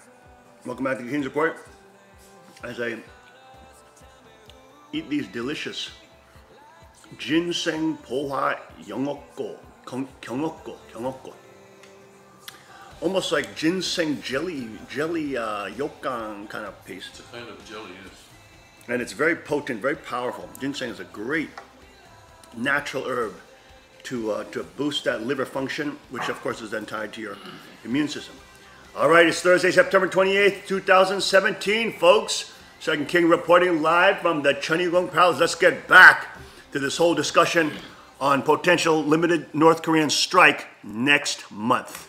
You've got all this collusion nonsense with the, the GOP colluding, Trump colluding with the Russians is nonsense. What the Russians are thinking, though, is if Trump can be destabilized, if there's any way to destabilize Trump, Russia takes that to their... Yeah, I don't usually agree with Lindsey Graham, but he even said like a month ago on CNN, he said, we have all these communiques with Russian ambassadors and people on the phone to Russia going, we have Trump. He works for us now. We've penetrated him. And Graham says he's heard these. And he goes, there's no way they'd say that over an open line unless it was on purpose to hurt Trump. Precisely. So it gets really sophisticated. What do you think, Skousen? Well, I think it's important to realize that, Trump is heavily manipulated, and he doesn't have the background to see through a lot of what's going on here. But he does see clearly what's going on in North Korea.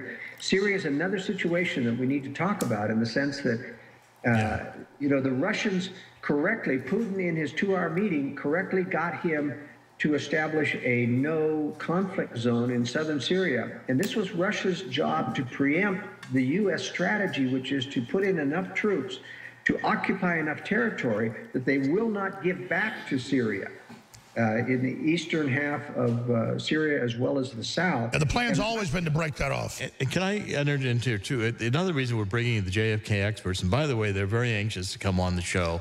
We're going to get the top experts in the country on JFK. The point is, again, with Jack Kennedy from Laos and then Vietnam, the generals were always pushing war. Always saying, go to war. We can do this. Bay of Pigs. You had, the generals all wanting to go into a major war. And this is the same push that's going on with Trump right now. Well, yeah, I mean, Syria's not aiming ICBMs at people saying, here's a gift, I'm going to blow you up. And our government helped start that, so we morally need to pull out. So, going back to Skousen, because this is important, you're going to be here with us the next 3 days. I mean, I want to hear from both of you, but we're running out of time. What's your main point on Syria? Well, the whole purpose in U.S. and British intelligence taking about half of the Syrian rebels and calling them ISIS and creating this new threat of ISIS was to get U.S. troops back into Syria. And that's exactly what's happened in the name of advisors. You have a lot of special forces in there, and the U.S. can infiltrate a lot of other forces from Jordan. I think what the U.S. wants is a reason to occupy. And you're going to see in the next few months that the U.S. Troops and military will start attacking Iran-backed militia as an excuse to bring in more U.S. troops into Syria. And that's how they're going to... Sure. Who's behind the shoot down of the Syrian aircraft and the bombing of their armored columns? Is that deep state trying to suck Trump in deeper? Or did Trump really agree with Putin in that meeting, or at least tacitly, to split up Russia, or split up Syria with Russia? Well, he did agree to allow the Russians to have military police monitoring and that semi-control over southern Syria, and the U.S. globalists have got to be very disturbed with what what Trump agreed to. With they don't. So would you that. say Trump is being a peacemaker overall in Syria?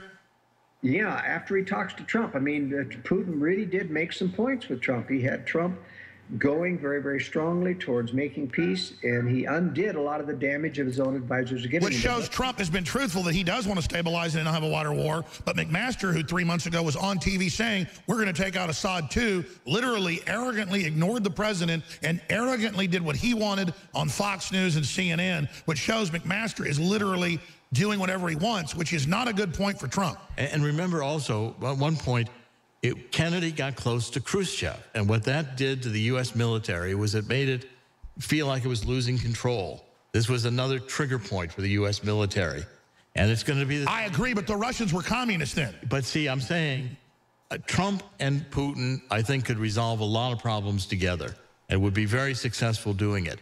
The military is going to come back and warmonger and going to push Trump in another direction. What I'm saying is a limited strike in North Korea.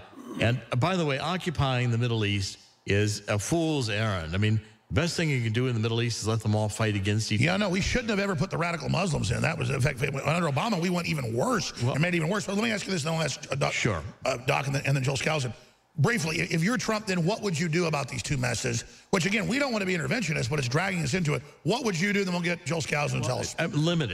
Limited strike, get their attention, limited involvement in the Middle East. Plan to pull out. I don't see permanent invasion or permanent occupation. I think it's a fool's errand. Man, that sounds, I'm telling you, with North Korea, though, I agree with what you guys are saying. That tends to be what will probably happen. But what about rolling the dice with this guy, just letting him have that military in place? We always can do that if it doesn't work. That's the backup. If it doesn't work, it's going to get your attention now. We're polite to you to try to get your attention. If you don't want to do that, we'll go the other route. Well, that's another question for Joel Skousen, and then expanding on that question of what would you do if you were Trump. Do we have the forces in place that aren't the secret weapons to take out much of the North Korean military that's concentrated along the DMZ? Yeah, oh, absolutely. You might have to use tactical nukes to do the broad area weapons or... But clearly, I think there's going to be a two-stage approach. What I would recommend, one, hit him in a minimal thing, first of all, to not just make a statement, but to incapacitate his nuclear and his missile program. Watch him react, use the reaction to take out the rest of his military. I would not go in with the first strike without preparing... Of course, that's true. He's got so many decoys, the first strike lures out the real weapons. Yes, and then take them out. Kim Jong-un needs to be defanged. In Syria, what I would do is get Trump to stop all aid to the Syrian rebels whatsoever. Agreed. And, there you go. Go ahead, Tim. Let's go to Tim now. So what are the things that what is China's nightmare? China's nightmare, one is a nuclear-armed Japan. The other is the Korean Peninsula being unified under a pro-U.S. government.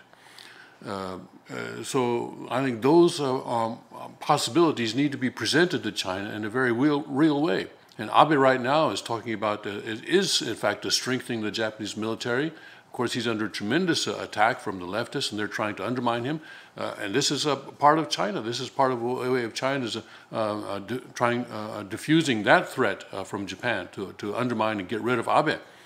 So if the U.S. can support Abe and keep him going in that direction and help him to present the possibility to China of a rearmed Japan or even a nuclear-armed Japan, then that will motivate, to be a very strong motivation for China to do something about North Korea, saying, "Hey, North Korea, you're going too far. You're causing all these problems for us. You've got to tone it down. You've got to get rid of those nukes." The other thing is that China does not want the U.S. to come in and attack North Korea and unify North Korea under its control. So again, if Trump can really present a real possibility, if China can be absolutely convinced that Trump is going to attack North Korea tomorrow, I think they will stage a preemptive attack today in order to prevent the U.S. from doing that. So I think this kind of program on InfoWars is good, because I hope the Chinese are watching, because I hope that this InfoWars will help the Chinese understand that they need to do something about North Korea before Trump does. And that's a really good point. That would be an intermediary step which the Trump administration could do, support Abe more, let him have the nuclear move towards nuclear power, intimidate China, at least get their attention, like they're talking about. They're not talking about getting attention, but they're talking about limited strike getting their attention. But before you shoot the missiles and do the first strike, try all the options. And one of the key options is, of course, helping Japan. And I'd like to remind Rand Paul that the way the globalists triggered the first Korean War was to withdraw U.S. troops from Korea. U.S. troops withdrew from Korea in 1949, and this triggered a war in 1950. So if you want to trigger a war now, withdraw. There you go. Good point. Good point, Stan. Very good point. Let's take a short break as we try to fix this thing. We'll be right back. Stay with us.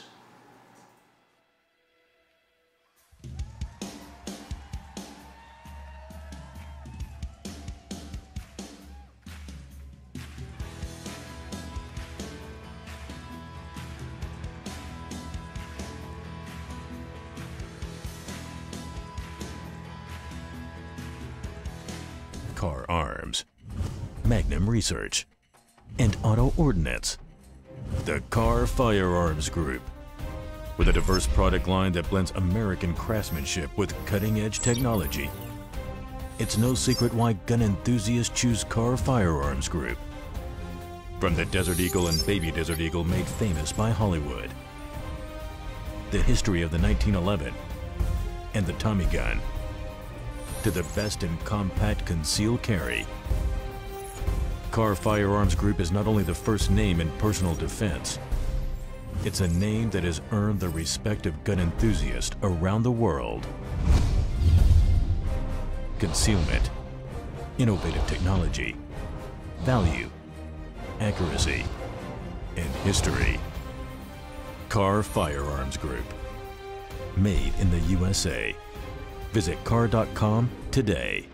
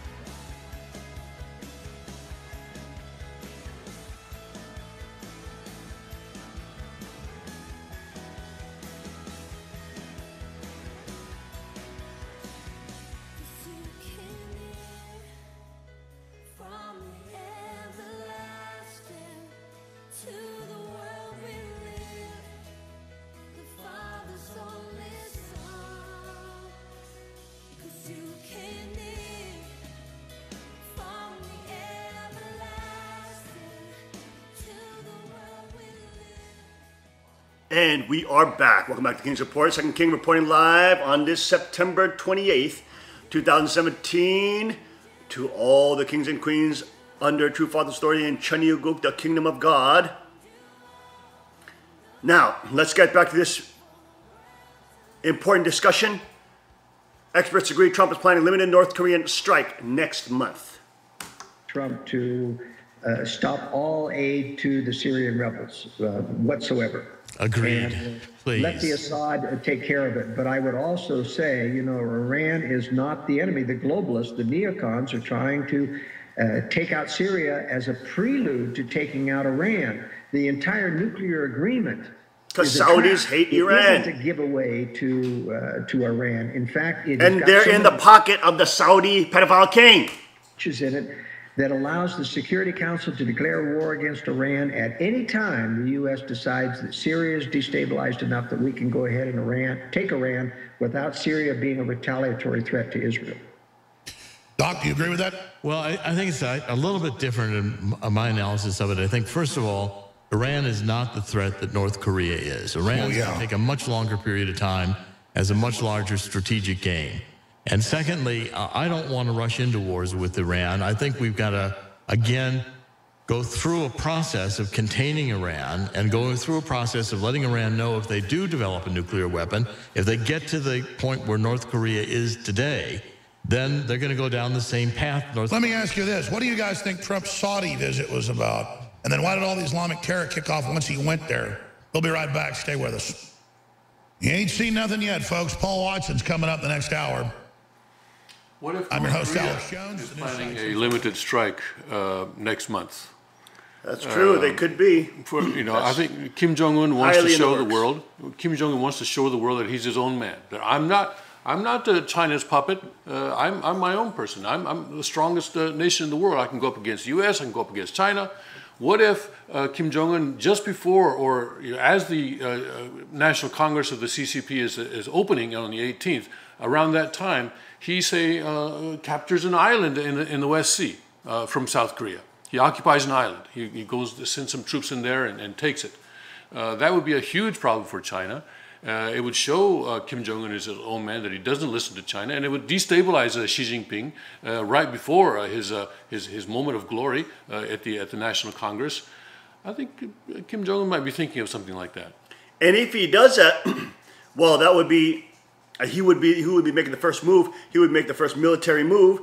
That would actually give the U.S. more justification to do a strike on them. Yes, it would give U.S. a lot more leverage. Yes. At least geopolitically, they could say, hey, look, they're taking over nations now. They're starting to move and they're starting to, attack. They're starting to use military strikes. We've got to, neutralize them. The UN has to help us, et cetera, et cetera. It's going to give a lot of ammunition to go in and do what they're talking about. But either way, we're talking about very soon, very, very soon. This is on the table right now, folks. Right now in North Korea and in Washington. This is serious, serious stuff. Our backup sites, PrisonPlanet.com. A few other questions I didn't get to with Joel Skousen. What is mainstream media going to do now that they have almost no viewers? CNN, even mainstream media, admits is dead. They've all turned on it. Comey, it turns out, the Hill reports, lied, and it was a classified memo, and didn't give it to the Justice Department. That was a felony. Everything they accuse Trump of, they've done in triplicate. We're not vindictive people, but Trump, I think, and the Justice Department, it's their job. We need to start seeing indictments of Democrats. Finally go after them. This country's in a soft civil war. They've got, the Black Lives Matter group running around saying kill cops and everything, trying to start a civil war. I'm not a person, I'm anti-police state, by the way. They're the ones trying to create a civil war to bring in a real one. Joel Skousen, what do you make of the state of the media, Comey, all of this? What does Trump do to take the gloves off, or what's your advice to him?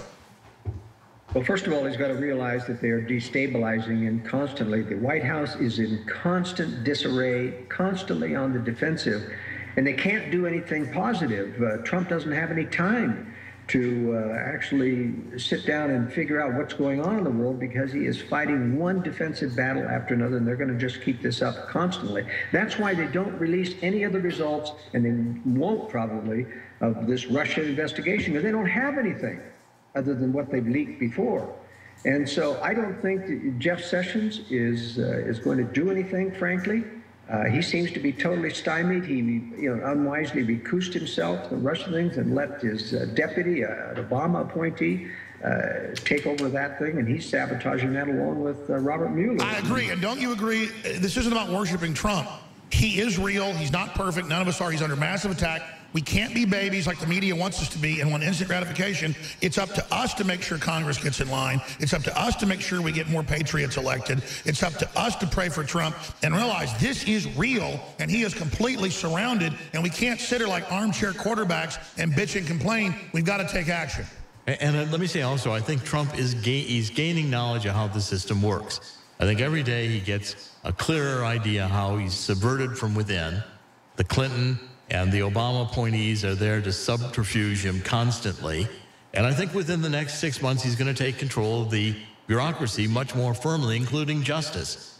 Well, they're feeling the heat. They had the CIA and Public Affairs yesterday saying shut down Cernovich, shut down independent media, shut down Jones. They're identifying who our deep state people are. Well, yeah, we're getting that directly from the White House, and they know it. We know where they're eating, what they're doing. I mean, there is a fight going on, and Trump's giving them rope. Closing comments, Joel Skousen. Well, sadly, I think they're going to keep the heat on Trump. They're surveilling everything he does, waiting for an impeachable offense. They're going to throw the book at him, and he is never going to have 1 minute of rest. So I don't see him ever sitting down with a game plan of taking back from the bureaucracy. The bureaucracy is totally lost to Trump, including the State Department. But he is getting Supreme Court justices. I mean, there are some good things happening. And he always looks like he's losing until he wins. I've said that about Trump. Don't you think, though, he's turned? I mean, I think he's turned the corner on the Russian thing. I mean, that's, yes. What do you think, Joel? Yeah, I think he had a good relationship with Putin. Putin is not our enemy in Syria. They are our enemy in terms of a global conflict and preparing for that in the future. I just want to make one closing comment before I leave about Dr. Corsi's comment about the military being aggressive. It isn't really the military. These people are yes men to the higher leaders who are globalists and neocons. They're the ones that have an aggressive agenda. Right. Oh, he was saying that, exactly. I agree with that, of course. All right, World Affairs Brief. People should subscribe to it. Get his book, both his books and the film Strategic Relocation at InfoWarsStore.com. We have the fluoride-free, high-quality Super Blue toothpaste with colloidal silver and iodine back in stock. All right, there you go.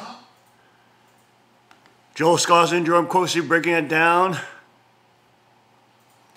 in a very Tinder keg scenario. Let's go to Ron Paul's take on Ron Paul's worries of what could potentially happen. Told his speech at the UN, which was unheard of, and then came back Saturday. Well, why not just hear it directly from him, what he said? He tried to insult the supreme dignity of my country by referring it to a rocket. By doing so, however, he committed an irreversible mistake of making our rocket's visit to the entire U.S. mainland inevitable all the more. I mean, look at that. The rhetoric is already so high. It's literally at a feverish pitch level where they're going back and forth with such intense, explosive rhetoric. Go ahead, Tim. You want to time on that? North Korean rhetoric is always at a feverish level. I mean, I can't even count the number of times that they've claimed that the U.S. has declared war on them. I think this time the Western media has picked up on it because they're looking for ammunition to attack Trump with, and this is part of that ammunition. But I think if you go back, you'll find that at least a few times a year, North Korea says the U.S. has declared war on it. I think they've been claiming that for many times. That's true. Yeah. It's just that Trump has been responding with such. I mean, it's purposeful as well. And the difference is that now Trump is standing up to a bully. Yes, and he's no longer appeasing the bully. That's the difference. And he's calling him names. Fire and Fury, you know. In his latest video, you see the Little Rocket Man? Yes. Not just Rocket Man, but Little Rocket Man. Oh, my goodness. Let's get back to this. Oh, okay, we're having technical difficulties. Let's see if we can pull that up. Tech team, can we pull that up?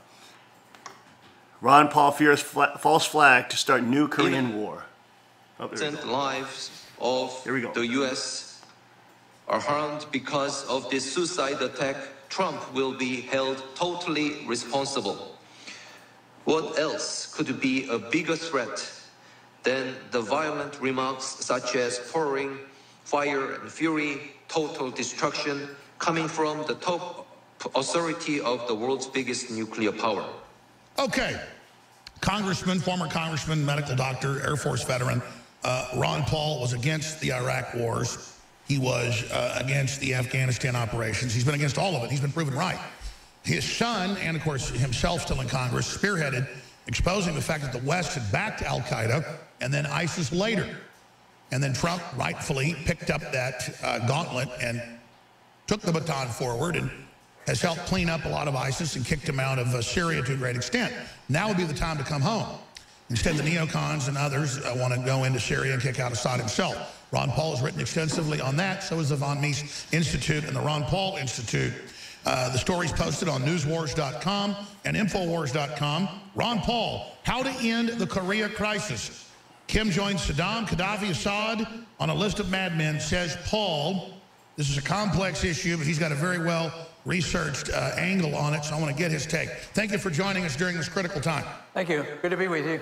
Now, there's a delay today with our connection to you in Houston, but that's okay. Again, just so folks know. Dr. Paul, let's get into your plan to avert, which could happen any time, causing a huge nuclear war. Well, the sooner we get out of there, the better. You know, we went into Korea when I was in high school, and it was totally illegal, unconstitutional. It was done without the permission of the people. It was done within a week after the Civil War broke out in Korea. And some of my teachers never came home. And ever since that time, I've been saying, why are we there? What should we be there? During all my campaigning, especially the presidential campaigns, I said, just come home. We've spent $1 trillion over there, you know, keeping them together. And look at what's happened in Vietnam. We finally lost in Vietnam after 60,000 Americans get killed, and now we get along with them. We don't need to be there. We're just trying to provoke a problem. And this guy's nuts over there, so why provoke him? We are acting from a sense of insecurity that we have to say, you know, we're tough, don't mess with us or we'll bomb you. But that to me is just sort of childish. So the sooner we get out of there, the better. We've been there way too long. And, you know, this whole idea, the stage is set now that, you know, the Koreans are threatening, well, we might shoot down an airplane. Well, what if there's, now that stage is set, it's progressing because of our involvement, somebody's going to use a false flag and somebody's going to shoot down the airplane just so that this war gets started. So that's why I believe in non-intervention. We ought to defend this country, but it's time to come home from Korea. We've lost too many lives. We killed, even when we got involved in that civil war, you know, with the North and the South, we bombed the North to smithereens. We killed 30% of their population, and they had never attacked us. We never declared war. We went there under UN banner. We have an insane foreign policy, and unfortunately, it really hasn't changed that much with our new president. Dr. Ron Paul is our guest. We're talking about the North Korea situation. So you can hear it right there, Ron Paul saying that we have to pull out, pull out, pull out, pull out. Of course, he's not aware of this scenario. That's the best strategy, yes. Well, Tim just made that great point. In the first Korean War, it was the pulling out of American troops that led to the eventual war that we had there in Korea and then sucked us back in. I mean, if you wanted to sacrifice Korea and Japan too while you're at it, then sure, pull out. Yeah. Oh, Lord have mercy. Oh, my goodness, have mercy. Yeah, we can get along with them later on. I usually agree with Rand Paul, but not this After time. they're taken over by the communist North Koreans, after Kim Jong-un has completely impoverished his country, and now they're on the move to take over the South, after they've ravaged and raped all the women and murdered all the males and transferred their glorious unification to Korea, making a totalitarian state now of all Koreans, then we should be able to get along with them fine. But of course, Ron Paul is a non-interventionist. You know, from a providential perspective, God will allow intervention. Made the case for why we need to be out of there because you know, the North Korea, the guy is goofy. But I tell you what, he does know what he's doing because he has to threaten because he believes that if he gives up and capitulates and does exactly what we tell him to do, that what will happen, like what happened to Saddam Hussein, what happened to Gaddafi, and then how do we treat Assad in Syria? We have an empire to defend. We run the world, and it's wrong. It doesn't work. Millions of people have died over this, and it's time we as a people woke up and say, we ought to mind our own business. We ought to come home and defend this country. We don't need to be worrying about, you know, battleships and bombers and flying back and showing that we have strength. They're weapons that were used in World War II. And this guy who runs North Korea, he's not going to invade the United States. He's not going to launch a missile. Just remember, the whole thing dealing with Iraq, about all the danger, great danger, and the propagandists, the deep state, the media, convinced the American people that Saddam Hussein was a danger. They're doing the same thing now with North Korea, and that's why we ought to wise up and just not buy into this and look at this as a constitutional issue and not to say, well, we need to go to war with this guy. And unfortunately, we're marching that way. But we better look at ourselves, too, and why are we involved in 120 different countries with our military personnel, and why are we always looking for trouble? And I would say that it's very, very dangerous. But just to say, well, it was always Saddam Hussein's fault, it was always Gaddafi's fault, it's always Assad's fault, and then turn around and say, oh, yeah, but look at Russia. Look at what they're going to do. I mean, it is the neocon foreign policy that we have been following. We still follow the neocon foreign policy. I think that's tragic. That said, I agree with you in practice and function, but even people like Joel Skousen that agreed with you about not having a war, you know, in the last 5 or 6, saying they were frauds. He says when you get down to North Korea now, they do have nuclear weapons. They are being backed by China. They are a real threat. They are firing missiles right over Japan. They can test weapons, but doing it in this way, threatening preemptively to blow up the U.S., to say it's inevitable, that's pointing a gun at us. And really next level bravado. It's incredible chicken. And then you have the Clintons, as you know, transferring the reactors, transferring the missiles in the mid-90s that you and others criticized when you first got back into Congress. And so there's a lot of blame going around here. And then you just have the horrible little communist third-generation dictator fat off the blood of his little skinny citizens. I agree with you, the poor, you know, North Korean slaves and their children. I feel sorry for them. I don't want to have to, you know, nuke the DMZ. But if they do strike us first, I think they may be crazy enough to do it, then it's going to take a major commitment to make sure they can't counter-respond. You're buying into all the garbage that's passed out there by the deep state and neoconservatives and the media.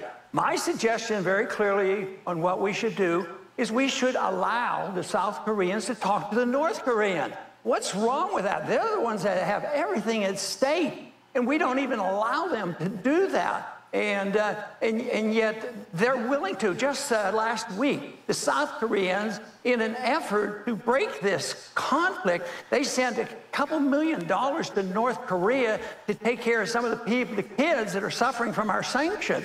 The people suffer. We kill people. We killed almost 1 million Iraqis with our sanctions before we went to war. And all these sanctions do is just provoke the bitterness. We need to allow. Why do we prohibit the South Koreans from talking to the North Koreans? By the way, Madeleine Albright. We did that in Vietnam. And the French and Americans did that, and millions of people. Sure. I mean, it's like Madeleine Albright said, 500,000 Iraqi children is a good price to pay with the sanctions. It's probably way over 1 million. Lancet, British Medical Journal, said it was like 1.3 back in like 2007, going back to 1990. And understand, Dr. Paul, I'm just wargaming both sides of the debate. I've not bought in to the garbage that we need to have a war or that sanctions are always the best thing. As you said, Vietnam now loves us, hates communist China, is becoming a free market powerhouse. And we should have made a deal with Ho Chi Minh to go in there and be free market to begin with, but we double-crossed him, tried to overthrow him, as you know, back in 1960. So I understand the history of it, as you do as a former Air Force officer. The only thing I'm getting at here is that we can certainly recognize communist regimes are also horrible evils. Just because we have neocon problems here, I mean, certainly this is a great example of how communism is a horrible nightmare like Venezuela. Well, I still think that you're seeing them as a much greater threat. And when I was drafted in 1962 over the Cuban crisis, you know, there was a real hot Cold War going on at the time, but we had danger then. The Soviets had 30,000 nuclear missiles and weapons, but we didn't provoke or thought we had to get rid of them. We actually dealt with them. Kennedy talked to them and, you know, got rid of that crisis we had in Cuba. North Korea, they don't have this capability. It's not, China is not, it is not interested, not in their interest to allow this guy to provoke and get into a war with us. So that isn't quite accurate to say that they're in cahoots with China and they have nuclear bombs and all this sort of thing. And I think that we should allow South Korea to start having negotiations. Let China and Russia, they're involved more. They should be more involved than us. Let them monitor the talk. Dr. Paul. But why are we 6,000 to 7,000 miles away? Once again, we've been involved in a civil war that's been going on endlessly. It's time we stopped it. Let's be clear. I agree with you. I have 4 children. You've got a bunch of children. You've got a bunch of grandchildren and great-grandchildren, I'm told now. And I absolutely do not want us to have a nuclear war. I do not want this to happen. I understand that what you're saying is historically true. I'm simply pointing out that President Trump has been right on so many other issues. And I understand that it looks like there's been an escalation. He believes that the strategic appeasement, the strategic patience has run out and that he's looking for some other way to get North Korea to come to the bargaining table. Hell, months ago, Rex Tillerson was saying, let's have talks, stop this rhetoric, and it only seemed to encourage Kim Jong-un. So I understand you can say we're ganging up on North Korea and the people hurt are the poor folks in it. That's true. I'm not saying you're wrong. But what about the dictators? What about the horrible, evil leaders of the nation? What are we supposed to do about them? Alex, you're speaking for the neoconservatives. That's their line of talk of why we have to do this. And I'm just arguing it's totally unnecessary. It didn't work. You admit it didn't work in Vietnam, and we should have done that differently, and we're friends with them. We win more in peace than we do in war, but we've been in Korea. This whole thing is just based on a lot of misconceptions. I think our administration has accepted neocon lies, and they're going with it. But and I agree with you. Get into trouble because of the diplomacy and the tone and all this, And I agree with you. So, in just a minute or two, because I have a few other questions dealing with the economy and what's happening with all this NFL race baiting and the rest of the culture wars, what is your advice to President Trump? Bring the troops home. I would advise him just what my position has been for years. Get out of interventionism. Bring the troops home. Get out of all this Get out of Syria, out of Iraq, the whole works. Start dismantling our empire. Get all our troops out of Korea and allow people to settle their own dispute, but not to join this neocon effort to continue to run the world and distort the truth because they love the wars in the Middle East, and now the neocons are behind all this activity, why we have this great enemy, the North Koreans. I think when we get so upset about that we're insecure, we act like a bunch of bullies, we're insecure, we don't know how to react and say, oh, they're coming, they're going to come us, and they're going to bomb us. Alex, that is not true, and the Chinese aren't on that side of that issue at all. They are holding him back, if nothing else, because they have too much to lose. They don't want any more war in North Korea than we do. So I don't really think it's right to say this guy in North Korea is going to, because he's aligned with the Chinese, that they're going to help him, provoke a war with the United States. Just to be clear, their main trading partner is the Chinese. I'd love to see the two countries unified and this nightmare end. I'm not going with that line. I'm looking at both the lines of reasoning here just to play devil's advocate. I overall agree with you and hope that's the way this goes. But they do say they have hydrogen bombs. It is believed they have them. They're saying they'll preemptively use them. So they're putting out horrible rhetoric as well. I get your point that they need to look strong. They saw what happened to Iraq and other countries that didn't have nuclear weapons.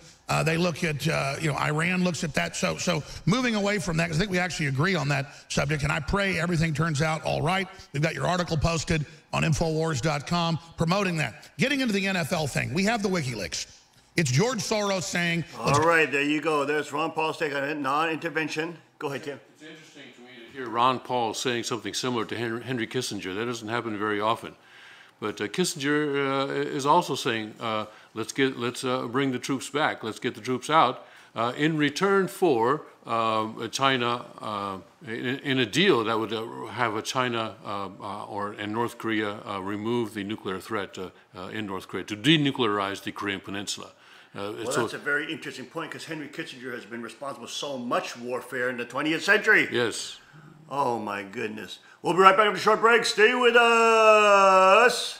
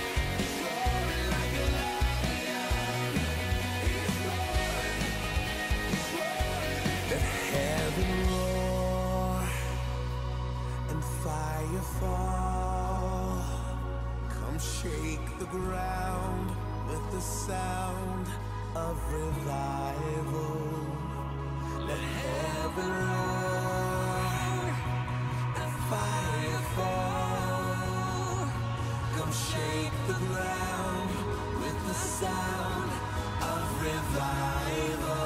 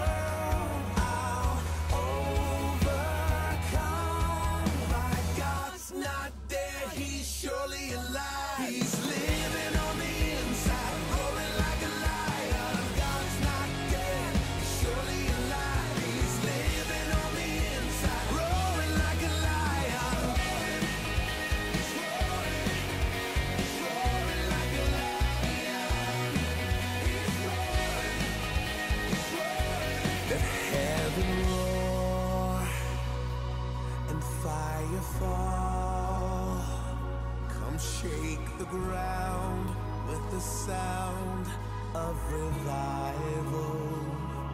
Let heaven roar and fire fall. Come shake the ground with the sound of revival. Let heaven roar and fire fall. Come shake the ground with the sound of revival. Our God's not dead, he's surely alive. He's living on the inside, roaring like a lion. God's not dead, he's surely alive. He's living on the inside, roaring like a lion. God's not dead, he's surely alive. He's living on the inside, roaring like a lion. God's not dead, he's surely alive. He's living on the inside, roaring like a lion. He's roaring, he's roaring like a lion. He's roaring, he's roaring, he's roaring, he's roaring like a lion.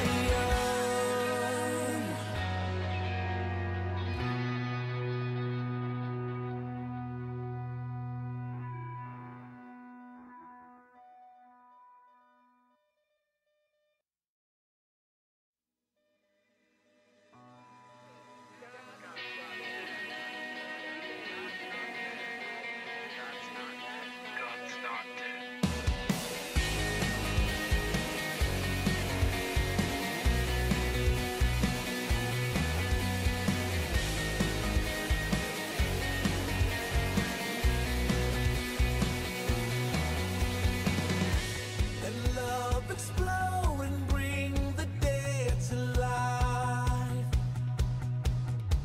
A love so bold to see a revolution somehow.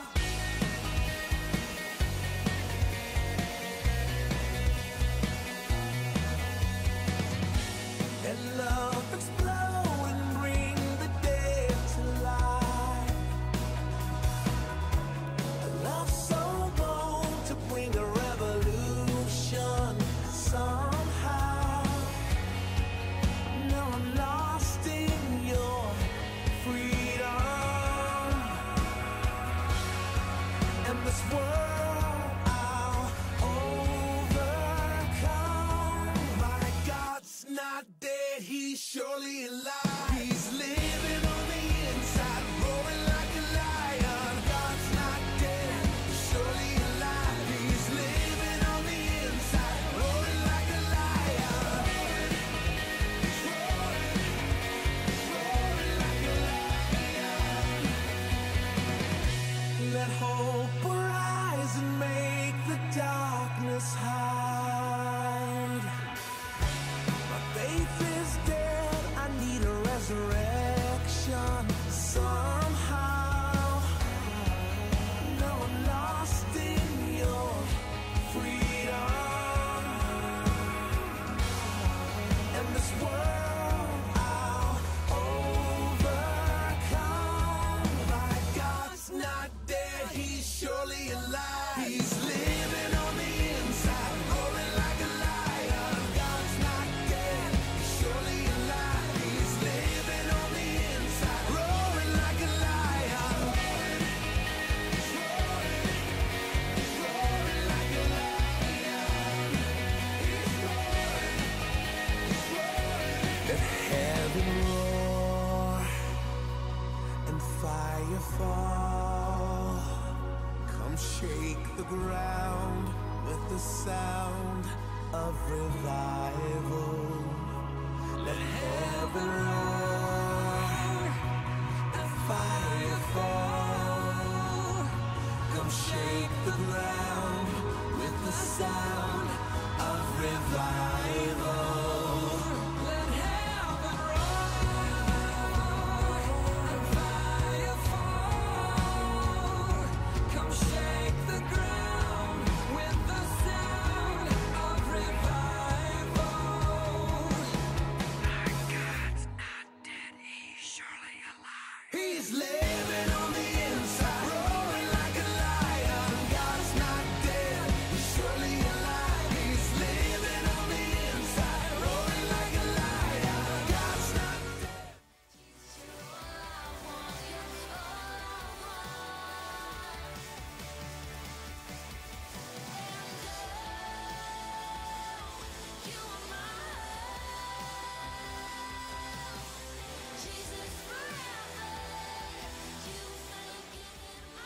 And we are back. Welcome back to the King's Report this September 28, 2017, Thursday. Second King reported live from the Chanigung Palace on this beautiful, absolutely incredibly gorgeous autumn day. A little windy out there, but look at all that. Look at all that. What is that? What was that? It's like all this dust. What was that? Like pollen? Leaves blowing around. Yes, There's a lot of wind up here on the mountaintop. A lot of bumblebees floating around too. I think they were relaxing with pina coladas for the last week. And now that it's gone chilly, they're like, hey, what's going on? What happened? We are here joined with Christian Seeberger, German Machine Company President, Sanctuary Continental Director for Europe, father of 4 adult children and 2 grandchildren, 6,000 couple, blessed family. Now, I want to go through some of the headline news real quick from InfoWars. Unstoppable populist uprising signaled by Roy Moore. Win in Alabama. Roy Moore wins. Did you see what he did? He pulled out a gun and he had a cowboy hat at his speech. He said, I am for American values, and he pulled out a gun to show that, hey, I'm a cowboy. He rode a horse. He rode a horse in to like the ballot box. This guy is like basically saying, I am American, I'm proud to be American, I'm John Wayne, and we will not go away. And he, of course, is a populist uprising. He's the one that Trump should be supporting, band owners, right? They were supporting this crazy other wacko neocon, just totally whacked out. Trump ended up becoming, a supporter of the neocon guy, which is disturbing. But Roy Moore, the Judge Roy Moore, wins in Alabama. He defeats the establishment, I think, by like 15%. Defeats the neocons. At one point, that was the difference in the opinion polls, but I think in the end it was 9%. Was it 9%? That's still a very big win. Yes. That's quite a massive win. Yes. In other top news from InfoWars, Globalist Mag says Trump threatening to end the, quote, New World Order. There you go. Michelle Obama blasts women who didn't vote Hillary, voted against own voice, guilt-shaming them once again. Let's now go to Tim for our top news on DrudgeReport.com. Tim. Okay, on Drudge, the upper left, we have UK threatening U.S. with a trade war over a dispute between Boeing and a Bombardier, which is made in Northern Ireland. And so Theresa May is saying that that's unfair. Republicans trying tax cuts, many will pay more, is the main headline on Drudge. And other stories are saying that even the Washington Post actually saying that Trump is trying to do the biggest tax overhaul in decades. We'll have to, that's going to go on for a long time. We'll have plenty of time to look into that in later days. Globe airport chaos after computer systems crash. Who's leaving today? Passenger hell, DC to Singapore. Yeah, this is not a very good day to travel by air. I leave with Singapore. Oh, you leave to Singapore? Singapore Airlines. Okay, well. I don't have a problem. We'll see you in a few years. Of course, Hugh Hefner dead at 91, as the King mentioned in his opening remarks. Children look too similar for iPhone face recognition. NSA sneaker, I smuggled documents out in my pantyhose. Oh boy, now we're going to start checking pantyhoses, aren't they? Oh boy. And then, of course, the NFL situation, which we did talk about yesterday, and Greg had some very good comments. He's a big football lover. I was disappointed in this kind of thing. JP Morgan's bets against the CBS Amendment Anthem controversy. Trump NFL owners afraid of players. Ratings game. Full-on boycott of NFL. They're anti-American, anti-sovereign commies. Yes. I think and they're a 501c3. They're a non-profit tax-exempt organization. It's ridiculous. Yes. And they're supported by the federal government. One member of Congress was saying that the federal government should cut off all funds to them. It's literally like they're a church for the federal government. Yes. It's like they're literally a entertainment cult They are a 501c3 nonprofit organization. That is true. The individual teams are not, but the league itself is a 501c3. And they're letting these people piss all over veterans and the American flag and the national anthem that fought for their own freedom, where they make millions of dollars under these spoiled little following brats. Go ahead. Yeah. I'm starting to rant again. I think everyone in the stands should sing the national anthem during the kickoff and see if they want to take a knee then. Yeah? BBC star political reporter now needs a bodyguard. Anyway, Cities, what intimidates a Spielberg? Being subject of documentary. Yes, people behind the camera don't like to be in front of the camera. LA Times, page 1 Thursday, populist uprising puts Senate majority at risk. Well, this is the fallout from the Alabama situation. The Judge Moore case, yeah. The Judge Moore, because now other members of the Senate and Congress are saying, well, maybe, I don't know. Because now the rank and file Republicans are being energized now. And they say, hey, we can do what Moore did. We can get our own candidate in. We don't have to listen to what the establishment GOP tells us to. And even if the president supports it, the people corrected him. Yes. They said, we're not going to even listen to you. It's not about you, Trump. It's about our agenda, which you promised and you ran on. Well, the Democrats are hoping that this means that there's going to be a split in the Republican Party and that they will be able to take advantage of that. We'll have to see what happens there. FBI director says that the terrorist drones are coming. That's probably right. Mysterious metal towers popping up across New York City. Now, what's that about? What was that about? About the antennas in New York City? Oh, okay, the antennas, okay. Yeah, popping up across New York City. Military building a Skynet, their own Skynet. Of course, the internet itself. Skynet surveillance grid. Yes. The internet itself was developed by the military. We want to take a look at ridiculous. Take a look at what this article is about with the Skynet. Do you want to pass that by, or the future of the U.S. military is? Hold on a second. Well, I know that the UK is one of the most surveilled countries in the world. How is Germany?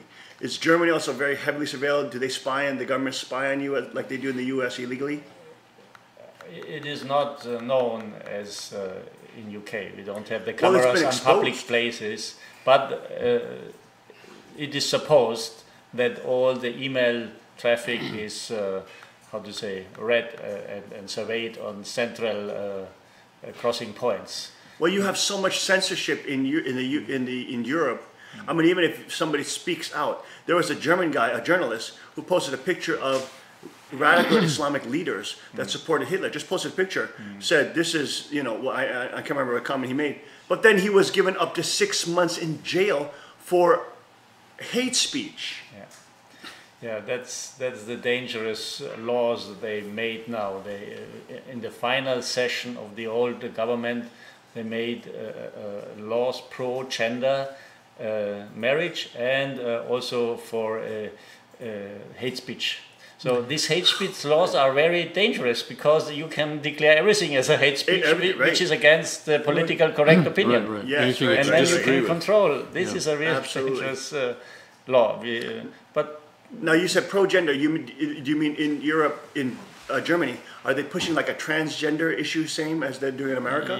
Yes. They are. It was in the last session in July. It was decided by the majority of the parliament that the gay marriage should be legally allowed, and even, to my understanding, about adoption of children, which wasn't. Wow. So that was not necessary to pass this law. It was not necessary.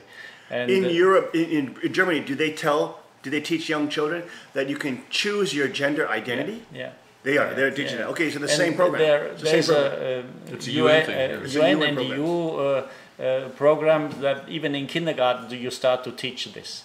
So parents, those who are aware, are very worried. Most of them are not aware of what's going on.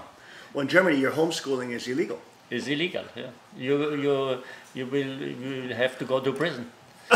So those who really want to do homeschooling left the country.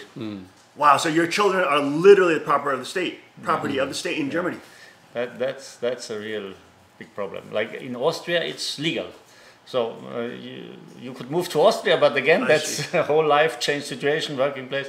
But that is a very bad thing in Europe. But I mean, what are you going to do? Are you going to save your family, or are you going to try to, and try to relocate? Or are you going to sell out to the establishment and sell your children to the state and have the state own them, to prostitute them out to propaganda and social engineering? I mean, if you think about the eternal life of your children, it's a no-brainer. Some religious people who had a lot of legal problems, and they already left the country. How did they get that passed in Germany to ban homeschooling. How did they get that passed? Yeah. How did the German people allow that? I think the German people are not even aware of that. Homeschooling is not a topic, so people are not aware of that. Also, this gender agenda, now it's becoming more and more public, but it happened in the background, in the silence, on a European level, and it was decided on the European level and then imposed on the nations. Well, you know, it's so unfortunate because these globalists who are experts in neuropsychology, behavioral psychology, etc., they know that the Europeans, especially Germany, have this guilt about Hitler. Yeah. And so they constantly try to associate German identity with Hitler when really German identity should be with Martin Luther. And the more Germans are able to associate their identity with Martin Luther, the more free they'll become. But they're constantly brainwashed to associate their identity with Hitler. And by doing that, they have power over them to make them guilty and shameful of their German history when they should be proud of Martin Luther. They should be proud of their German Protestant heritage, which fought against the totalitarian, satanic, pedophile Catholic Church. Yeah, this natural being proud of the nation, this was completely destroyed through the Hitler regime and the education after the war. And then look what happened to the children. Look what happened. They've now taken the children, they're property of the state. They don't allow homeschooling. Parents can't even have any sovereignty in terms of...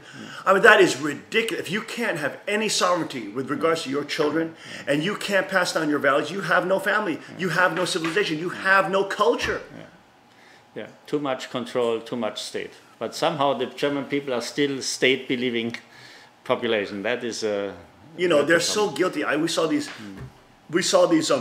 politicians in Germany that saying, yes, and the migrants, the German whites will be the minority one day, and the minorities will take over. That's great. Literally, they're brainwashing the population to believe that. How about if the Germans start uncovering their Christian roots again? What if they start connecting with Martin Luther again? Hey, if they're guilty about the German flag, why don't they have a banner of Martin Luther? You know, have a little flag of Martin Luther. Associate themselves with the rich history of Protestantism that then influenced and overtook the world, eventually sending the founding fathers that started America, etc., you name it, and of course preparing the foundation for the Lord's second advent. What an important history if Germans could identify themselves with Martin Luther, the legacy of Martin Luther, and stop the brainwashing control of the New World Order, globalist, political Satanist regime that seeks to control them and make them guilty constantly with identification with Hitler. How you identify yourself is so important. It's the 400th anniversary of Luther's. It's the 500th year anniversary. 500. 1500. But then nobody covers that. Nobody says yes, and that's our proud German heritage. Everybody just says, oh, and yes, we were Nazis, and I know we should be guilty, and we're white and we have blue eyes, so we're bad. And okay, yes, we'll pay more taxes. Yes, we'll send our children to become property of the state. Yes, we'll have them be hypersexualized and be pawns for the Jimmy Saviles and pedophile networks in Europe. Yes, yes, yes, we'll do it. We're bad. We're guilty. Yes, let the migrants come in and rape our girls. Yes, yes, yes, yes, yes. It's ridiculous. It was planned to have a big event and a big coverage of the 500th year of Reformation. But somehow it didn't work out. It didn't go through the media, and they had plans to have celebrations on historic places. But I think the number they reached, they didn't reach it. You know, this is why the work you guys are doing in Europe, etc., is so important. You guys are now connecting with the people who are in the shooting clubs, hunting clubs. I know your son is now in one of the shooting clubs, your other son, Mike. Wonderful young men. Also training in BJJ, etc., things like that. Getting that sovereignty culture, getting that culture back, because that's the able side people who know and are proud of their history with Martin Luther, proud of their Christian heritage, proud of self-reliance, proud of self-determination, proud of the ability to stand up against tyrants. These are the people that have that. And we were talking with the Korean group yesterday. Hey, the Koreans also have to network. They have to network. They have to stop. You can't look back at the family fraud. You're going to become a pillar of salt. It's already gone. It's already cursed. It's already heretic. They've already been led by the harlot of Babylon. It's already destroying itself, imploding from within. We cannot look back. We have to move forward. And the only way God's kingdom moves forward is by connecting with the people who God has already prepared, networks that God has already prepared, who are completely able-sided. Christians are way a billion times higher in the spirit world than a family fraud, which have become totally pagan and Satanist. So we have to be able to connect with God's people, the Protestants, the Christians, the people who are already ready by God, and the people who are actually the most prepared. They're the most prepared, and then they're most willing to stand up for human rights, for sovereignty, for freedom. Yeah, we have some very, how to say, idealistic historical figures like Dietrich Bonhoeffer. He was a Protestant theologian. He already had left the country. He came back because of a sense of responsibility. He came back to Nazi Germany to inform the people what's really going on. And he was even giving his life. In the end, to the very end of the war, he was killed. He came back voluntarily. That's a hero. Yeah, there are some very historic... all these German heroes, but German people are not allowed to think that they can be heroes because they're supposed to be guilt-shamed, to be guilty, and to be slaves of the elite class, which want to ravage and rape and ravage them. But that's so crazy because even the elite class is from German bloodline, but they're satanic Germans. They're not Christian Germans. So they hate the Germans who are actually Christian, who could be proud of their Christian Protestant heritage. We have both in Germany. Karl Marx is from Germany and Martin Luther is from Germany. So our children in school get both educations, and nowadays the Christian education is very down and it's dead. And only the socialist education oh my remains. gosh, you know, Germany has to be reclaimed. How can you, the German people elect Merkel? She's a known warmonger, a known socialist, a known communist, a known centralist, a known political saint. I mean, how can they vote for Merkel again? Herr Pörty has only 33%.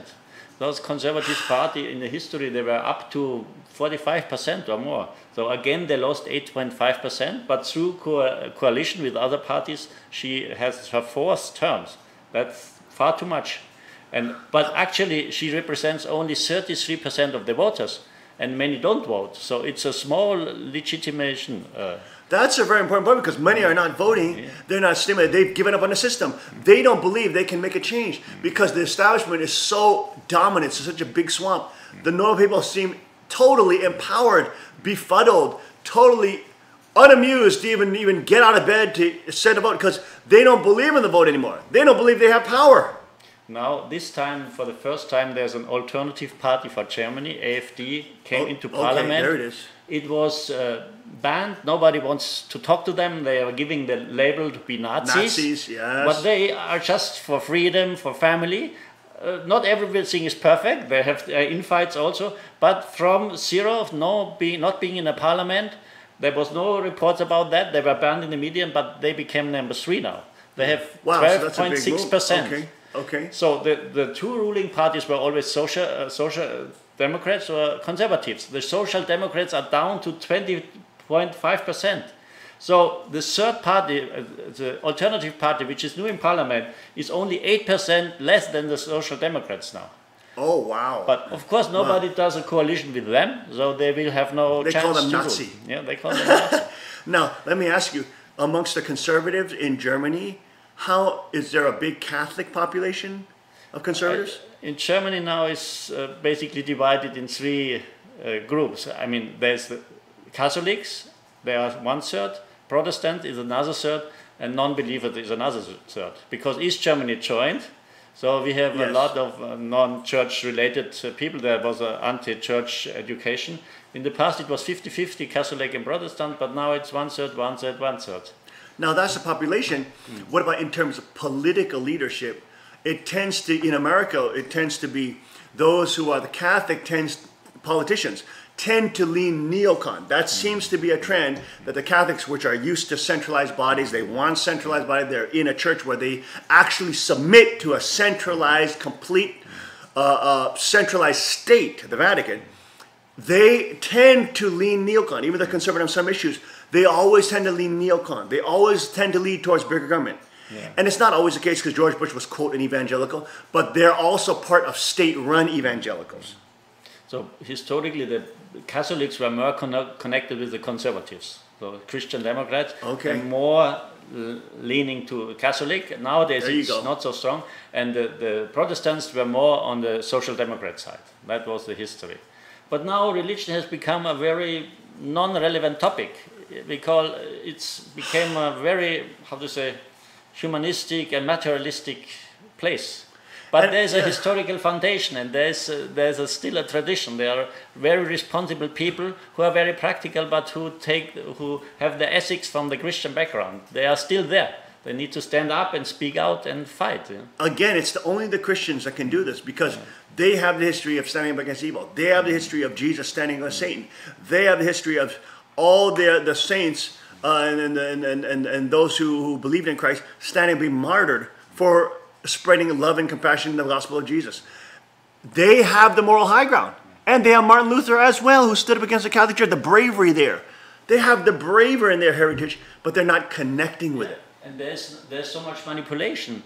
And when I was young, I worked in a newspaper, and we had the East German government. And there was so much manipulation, we could hear the East German radio.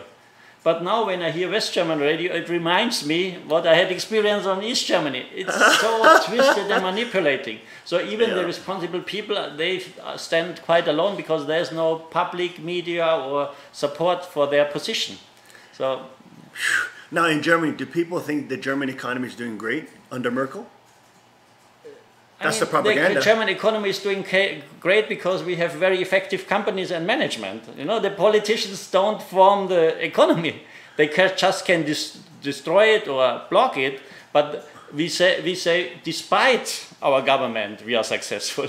No, So- nobody disagrees with the fact that German people are very industrious and can run very good businesses and be very good in entrepreneurship. However, you have a situation where the EU is basically located in Germany, and other countries are used by the EU to be taxed. Germans get the benefit of being the central area of the entire EU. There are so many economic problems. So Isn't there a lot of People from outside- collusion with big businesses in Germany with the EU bureaucrats? I think some people say Germany is on drugs because people from other European countries, because the economy is not good in there, they put the money toward more German side. So it's an artificial. And you have the ability to tax other European countries. I mean, that is crazy. I mean, the whole EU Soviet Europe. too dominating. Yeah. Oh my goodness, it's very interesting. Now, what if the German people could connect with? What if German people start putting on crowns, Christian? What if German people started putting on crowns and declaring independence and declaring sovereignty? What if they said, you know what, we stand with Christ. Before we're Germans, we are children of God. What if they start connecting with their Protestant rebellious roots, rebellious against central government, rebellious against centralized bureaucracy, religion, you name it? What if they started doing that and a movement of kings of Germany started rising up? Yeah, that would be very great. Martin Luther taught that there is nothing between God and me and my conscience. And that the people have to realize again, that there should be no institution, no man, no power between God and me. Start reading your Bibles, Germans! We'll be right back after this short break. Stay with us. That's the problem. They're not reading their Bible.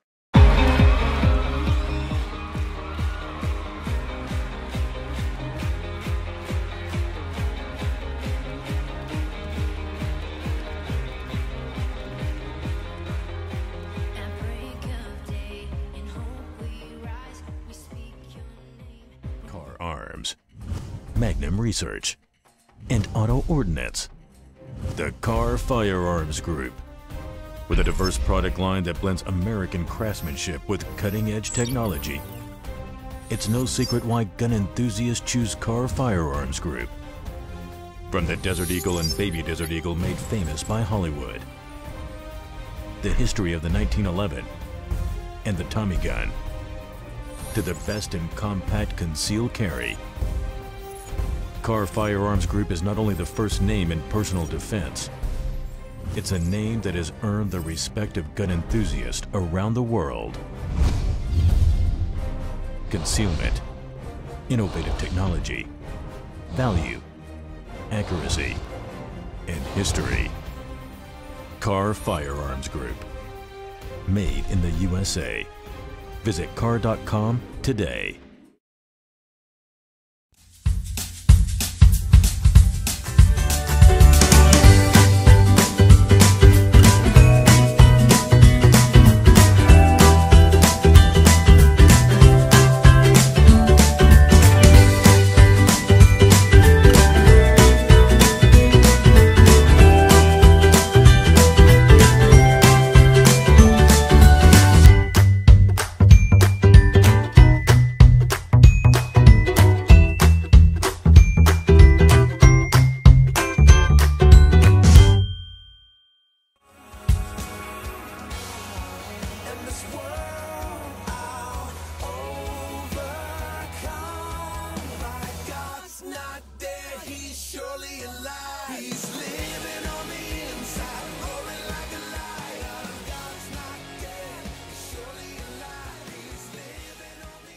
we are back. Welcome back to the King's Report on our final segment with Christian Seeberger on this Thursday, September 28, 2017. I'm your host, Hong Sean Moon, second king with Chanil Goog, and we are talking about Europe because Europe is now Soviet Europe. There was an article that we just covered. That we just had up here. I actually closed it. But it was talking about some experts in the stock market are saying that European stocks will rise 30%. It's a great investment, but Britain is bad. Isn't it funny? Isn't it funny that all the nations that try to pull out of the EU, the quote experts say their economy is going to collapse. That's what they were saying would happen with Brexit. If Brexit happened, the EU promised all the top investors, the World IMF, the World Bank, Monetary Fund, and the World Bank was like, yes, well, Britain will collapse. Britain will be destroyed. Britain will fail, and the EU will succeed. Invest your stocks in Europe. This is total propaganda. Total propaganda. And at the same time, the EU has now resettled over, quote, right now they're talking about 50,000 more refugees from North Africa now. But over the last 10 years, it's now over 10 million Muslim migrants. 10 million people. Million people. I mean, you're talking about 100 people just walking to a shopping mall, you see how huge that is. 10 million! It's unfathomable. And these are totally radically different cultures. This is some of the most war-torn, dangerous areas. We don't know how many of these people work for ISIS. There's 80% are men, 90% of them are Muslim. 97% actually in the U.S. coming in are Muslim. So you're talking about maybe potentially a huge percentage of people that have connections to ISIS, radical jihadis, Islam, Saudi Arabia-backed funding, etc. And now they want about 50,000 more from North Africa, some of the most dangerous, backward, genocidal areas. What is happening with Germany, Christian? How come white people with brown hair, blonde hair, blue eyes are so guilty they can't say no to this? I think the Germans are very willing to help because after the World War there have been 40 million refugees from eastern countries, East Germany. So they're all integrated. And this willingness to help the one in need is misused. And if you help somebody, after the war, they're all integrated. They were hardworking, they had moral values. The problem of the migrant is the value system. The Islam is a forceful religion. Forceful religion. So it's not only if they are jihadis, but even their own culture is forceful, very forceful. Right. And we have to think about whom to integrate in our nation, what values we want to have. And if you don't control whom you invite in your home, you destroy your values that were created by our ancestors, as we spoke before, from Protestants. In my home, I let only in whom I trust and who has a similar shared values. It's not about culture, but it's about values. Right. And we have to talk about this, who is coming, we have to know who they are and what values they have. And if their values are to destroy a culture is a Christian and who has good values, then we shouldn't allow that. Well, the stated aim of Islam is to cover the earth with Islam and Sharia law, where they can slice off women's clitorises, they can sell them into sex slavery, they can literally, even in North Africa, you have women on slave blocks right now. Today, the Islamic slave trade is continuing. This is completely against Protestant Christian values. This is completely against European values, even secular European values. People should be uniting to stand against this kind of total invasion and inversion of culture.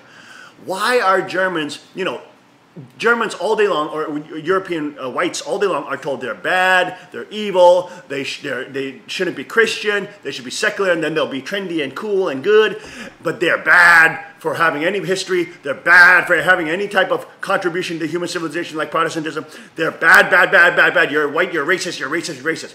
And then if they hear the word racist, it's like the Europeans just shrink, they just shrink and shrivel up. They get scared. Americans used to be like that, okay? But the left has gone too far here, saying racist to everything.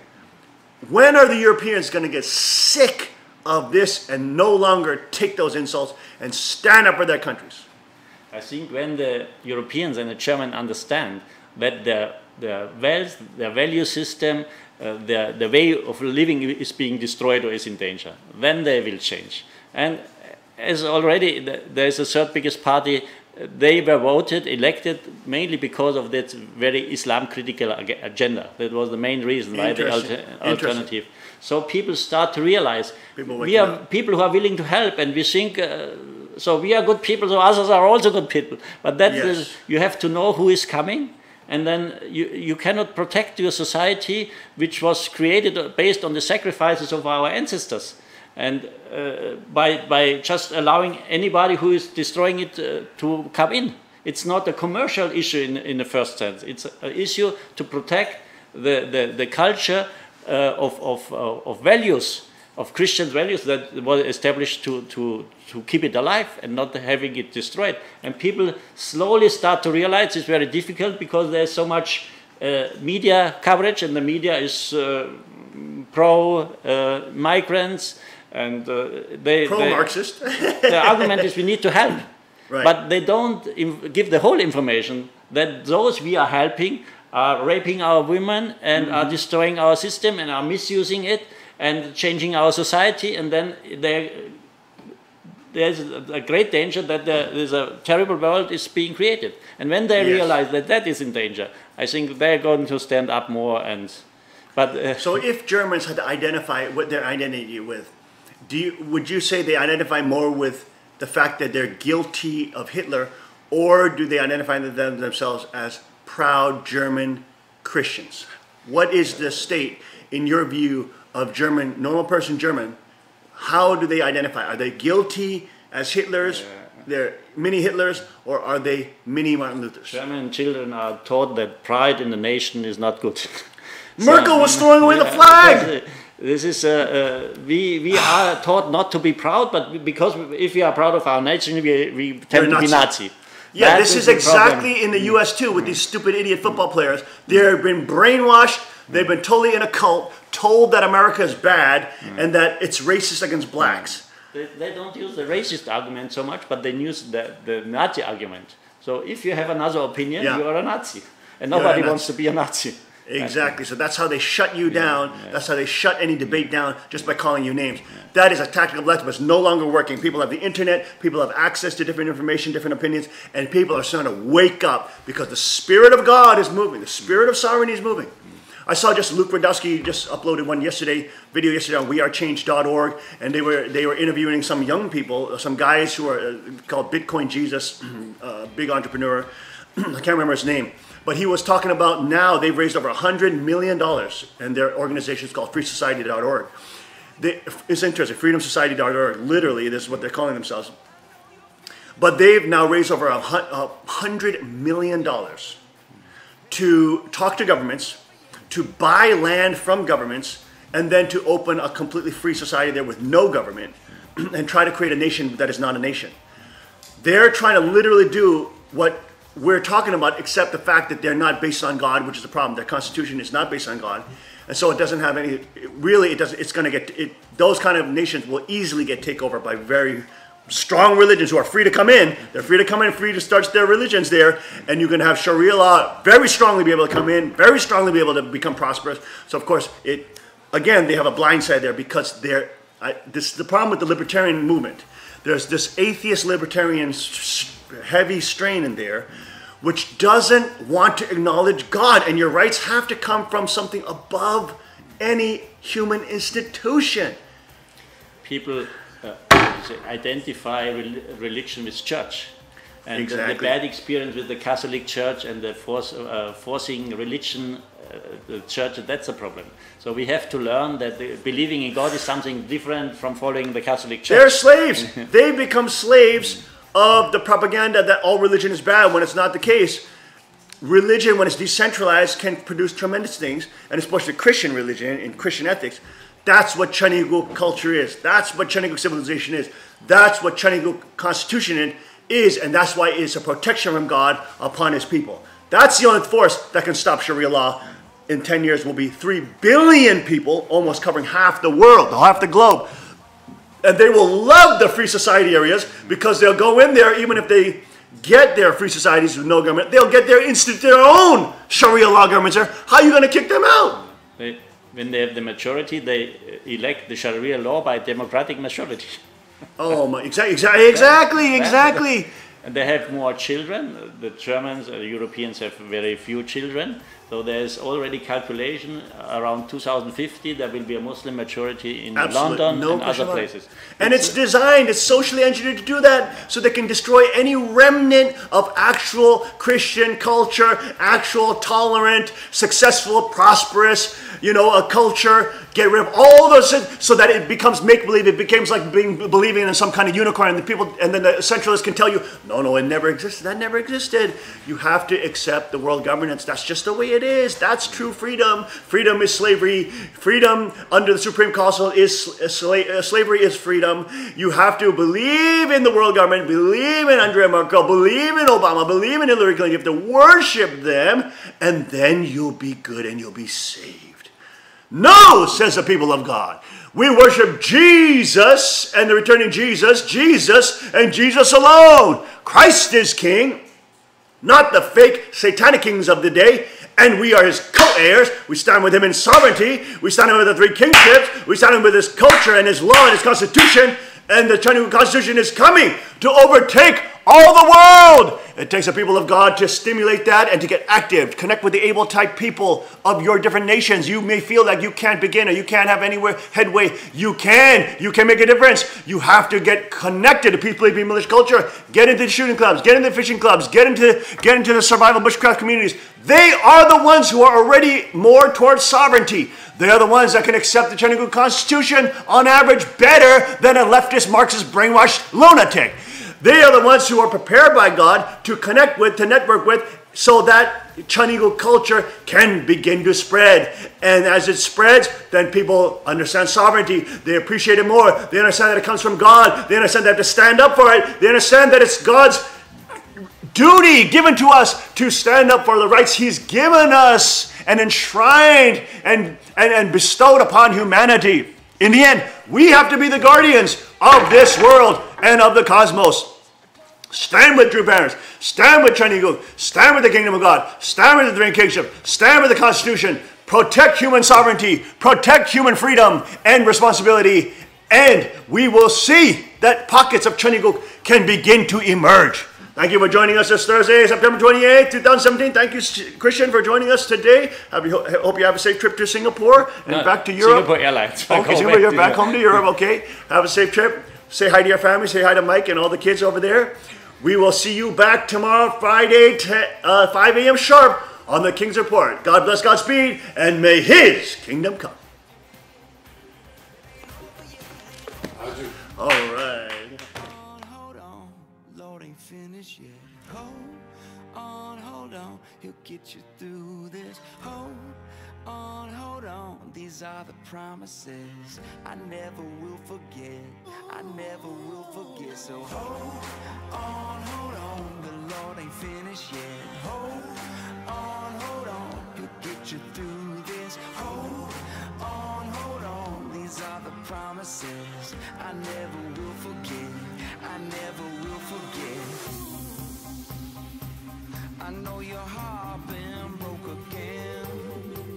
I know your prayers ain't been answered yet.